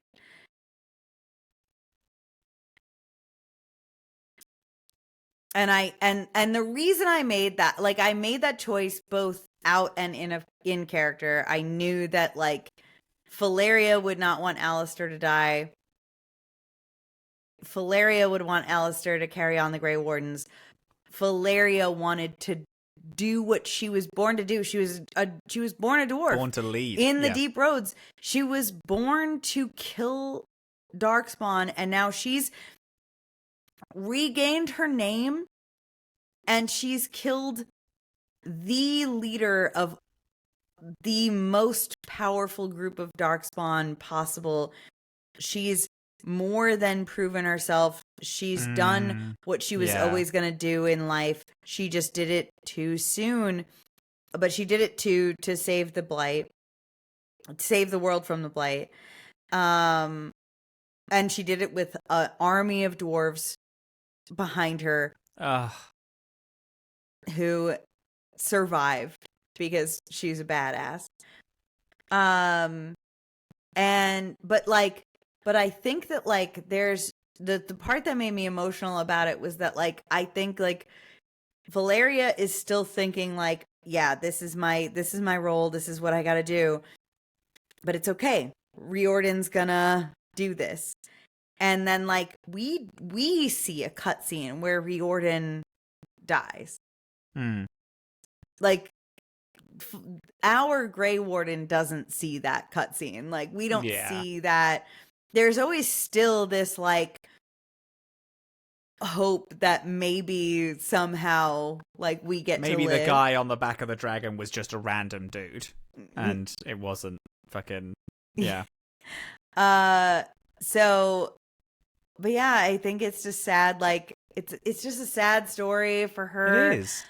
It's so sad that her love like doesn't move on, but comes to find me in death because she's still so stupid religious.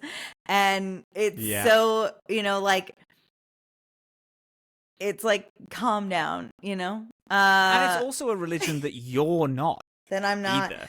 But it doesn't matter. She believes in it so hard, and she thinks that it surpasses that. She thinks that, like, despite me not believing in it, that the Maker is still going to be keeping me alive for her, and like in the Maker's throne, and like, and that she's gotta do some weird shit and then die to come and see me. But the Urn of Sacred Ashes was destroyed and is no longer there. So there's also that. That's crazy. Wow, that's insane. Yeah. What do you remember from your slides? The Urn of Sacred Ashes is under Liliana's protection. Right. She was put there. People come from all over, everywhere to find it.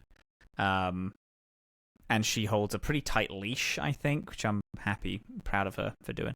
Because she was there, and I like to think that, like, in my canon, I like to think that Quinn had the conversation we had on the walk back with Liliana of, like, we have to kill this guy. Like, this sucks. And then Liliana, like, afterwards took it upon herself to be like, I'll protect it.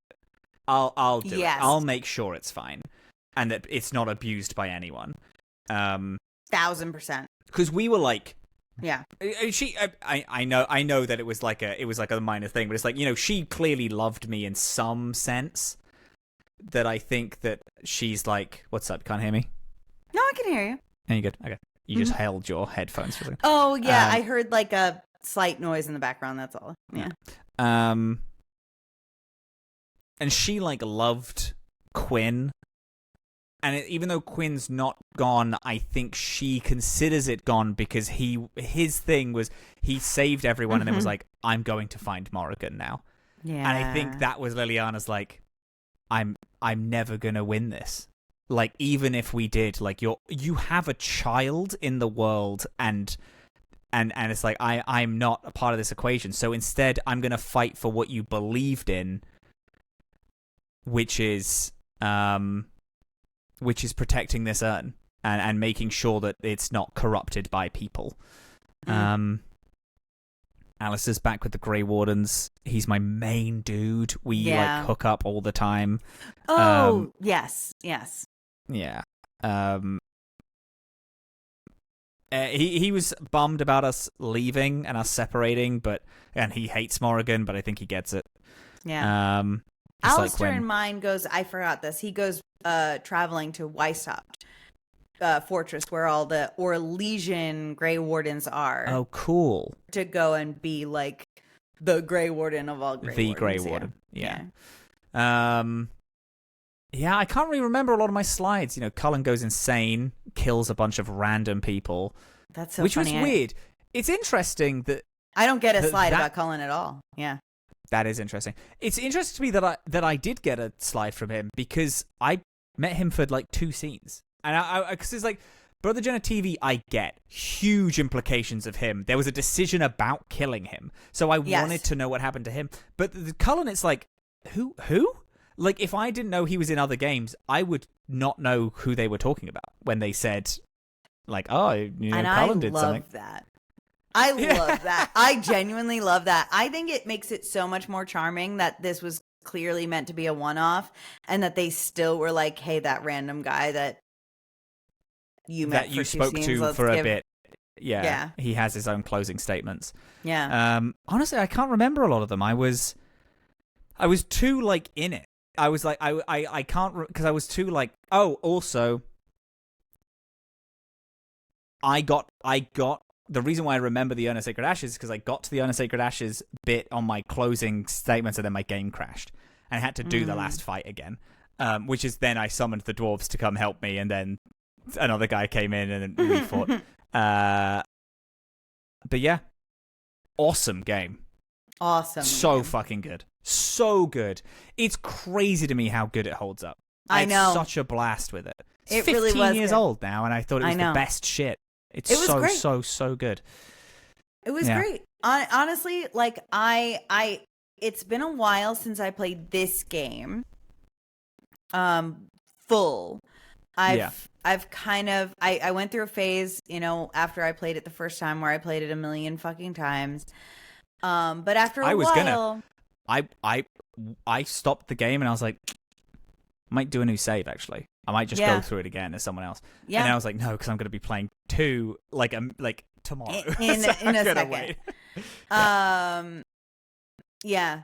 And I truly think it's every game in this series is so different.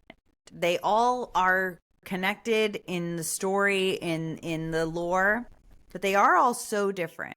This one, to me, is the role-playing game. Yeah. Like, this is the most, like, all of them, and like all of them have character-driven plots and character-driven things. 2 is kind of on a rail. There's not a lot of, like, there's decisions you can make that affect your companions, but, like, sure, not necessarily like the world that much. Mm-hmm.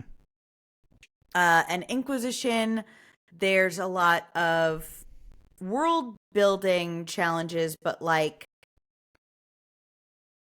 it's like super open world, and there's a lot that's maybe like for some people and not others in that. I think that this one is like, there's so much role-playing game about this. There's so much role-playing game. I was truly outstanded with how many decisions I was making every single time we sat down to play. Every single time. And not only that, it's like, there's this thing of, the world states and whatnot. That's like, we will continue this. But it's like, the thing is there's shit here that feels so gargantuan to me that I know isn't important. But it's like, man, this was the biggest. This decision was huge for my warden. This thing mattered so much. And even because I'm talking about Dragon Age a lot on Twitter. So my Twitter feed is like a bunch of Dragon Age content nowadays. That. It's great. However, this game is, let's admit, this game is hard to play now because it crashes all the time. It's not hard supported by its original developers. And the whole thing is just pretty difficult. It's also very dated. However, every single person talks about how the Grey Warden / Hero of Ferelden is like a great character, because the amount of shit that you can say, the different things you can do, like, you can have a Grey Warden, like, people are always commenting, like, you can say what you will about Origins, but the Grey Warden has the best lines in the whole series. Because the Grey Warden is not voice acted, which, trust me, I love having a voice acted PC character. I totally agree with you. I think it's I'm so into it. But because they have all the other characters voice acted, you have so much freedom, so many options. Sometimes there are 9 options for you to choose from to respond to a single line of dialogue. Like, there's like, that's so many. And it's maybe too many, but like, it does really personalize that character. Yeah, absolutely, it does. I think there are different, so 2 and Inquisition both have 2 different ways of compensating for that. And they're both very different and very interesting. I think they're both good.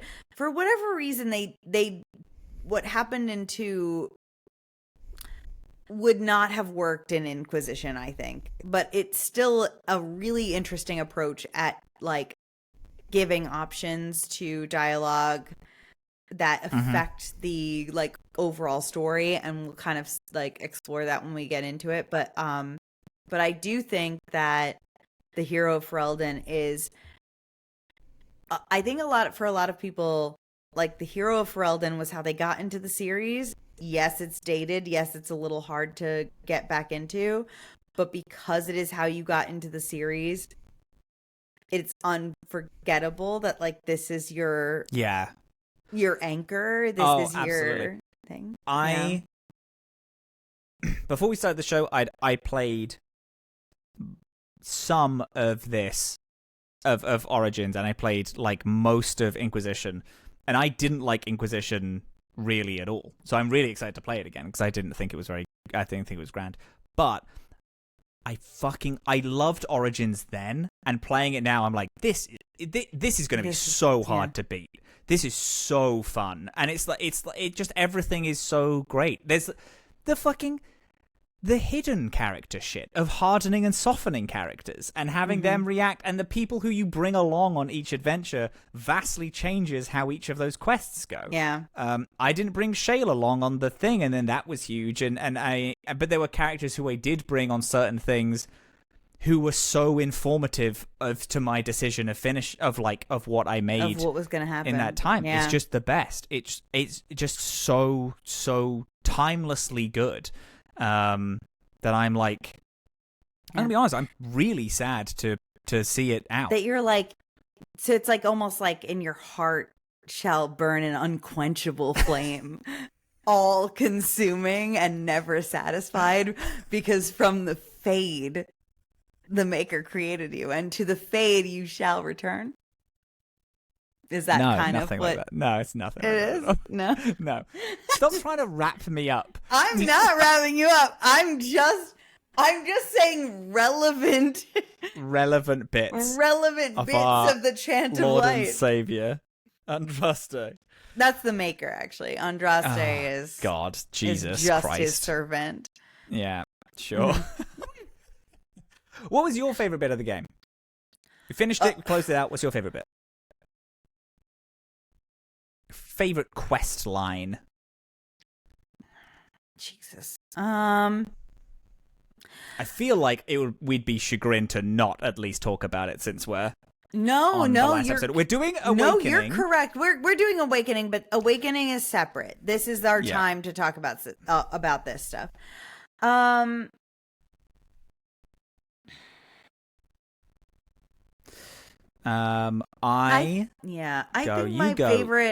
think my favorite bit is still the werewolf Dalish. Man, it's so good.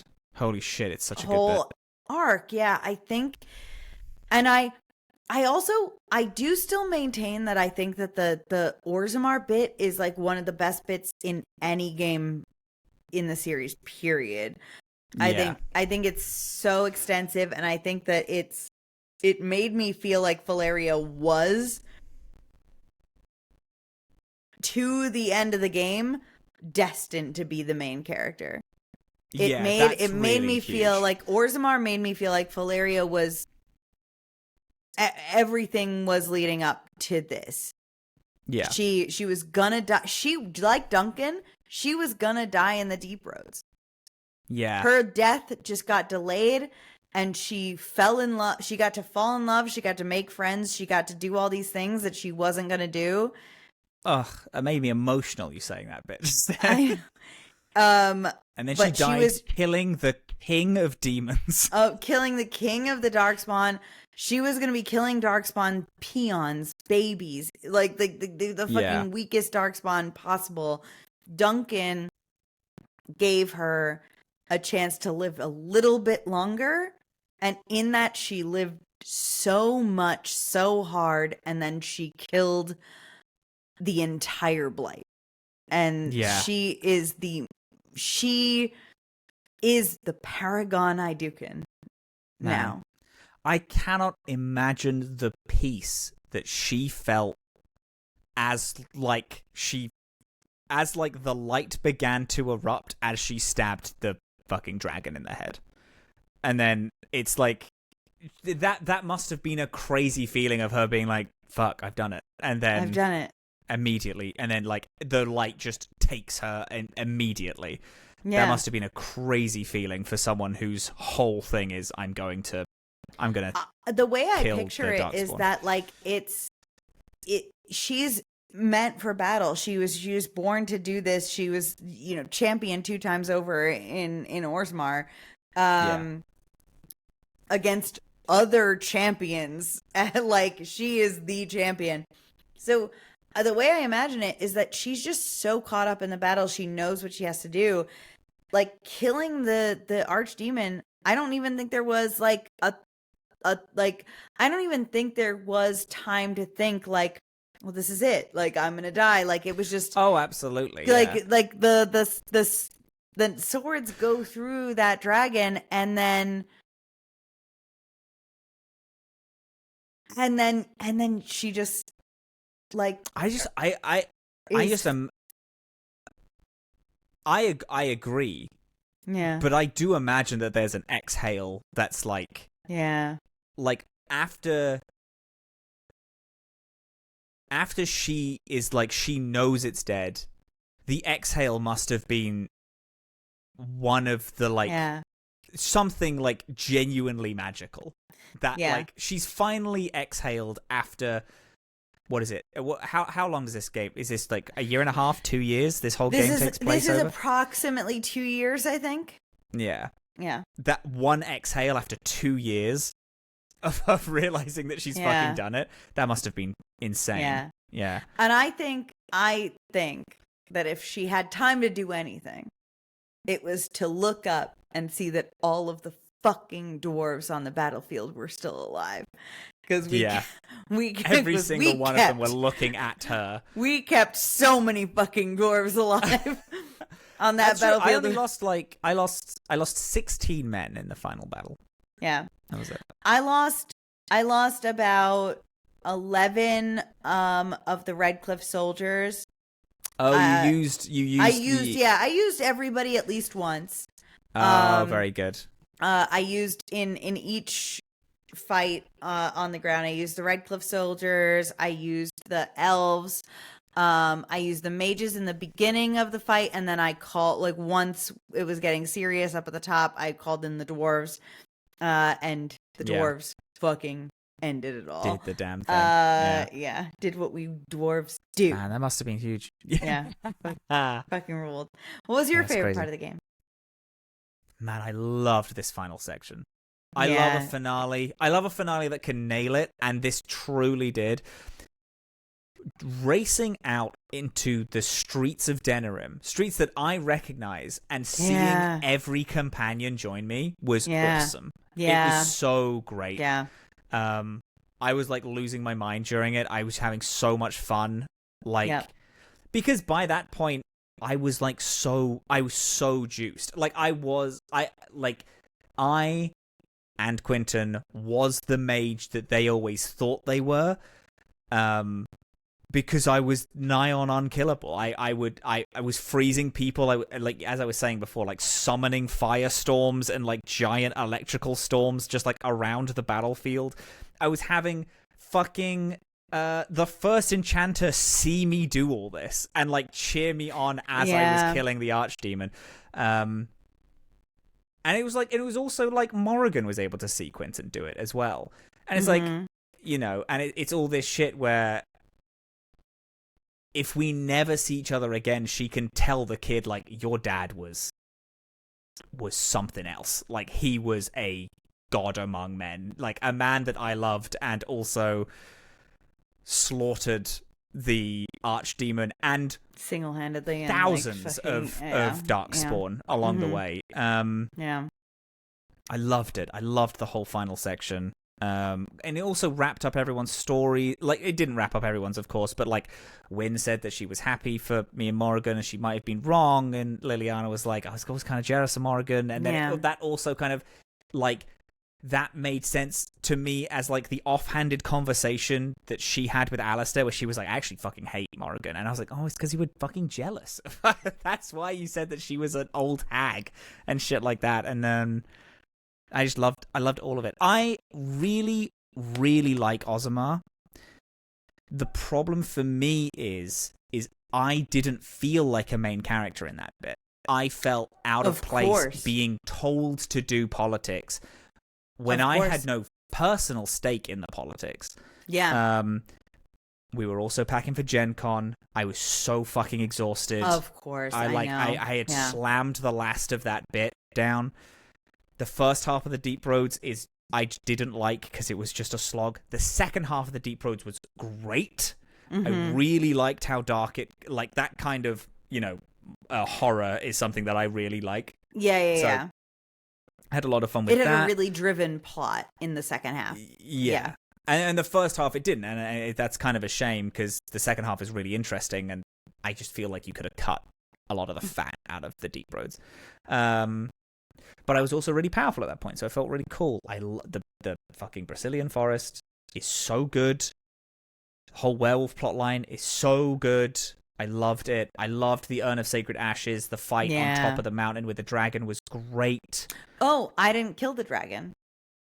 So, that's right. So, I didn't kill the dragon. Oh my god, is that why it closed the dragons, so here's what happens. Sorry, I totally forgot this part of it. So, everything I said was correct, but there's a part before that. The Urn of Sacred Ashes gets out. People start to pilgrimage there. And for a while, a dragon scares them all away. So no one is ever able to get to it. Yeah. Then the whole place collapses and the dragon leaves. And when it is excavated, the urn is gone. Wow. Damn, so the dragon is probably actually a really good thing being up there because it stopped people doing shit. Yeah. Wow. That's interesting. I actually love even that point of like, hey, you killed this thing because you could, and it was a lot of experience, but then also think about what it was doing there. Yeah, it was guarding the Urn of Sacred Ashes. Yeah, there's probably a reason why there's a fucking high dragon on this mountain. Damn, that's fun. God, I'm glad Liliana didn't kill herself on my run, and she was able to actually deal with that. That's good. There's just so much to love about this game. I love Ostagar. That was a great bit. Return to Ostagar. I loved going back to Ostagar. Yeah. Damn, I loved that. Hated the Mage's Circle, but liked the Fade. So, it's tit for tat. The whole thing is just awesome. It's just a great game. Almost every single week I'm walking away being like, fuck, that was so fun. And I'm excited about Awakening. But I'm excited about Awakening so I can play Dragon Age 2. Like, I am really happy to close this game out now because it's just awesome. Like, I totally get why people love it, even to this day. And Awakening is not just a DLC to this game. It is a bridge. So Awakening was made when they realized that this game was popular enough to come out with a sequel. So Awakening is made as a bridge to introduce us to the next bit of this game. And so in that sense, this is like an intermediate between the two games. I can play Quinn in Awakening, right?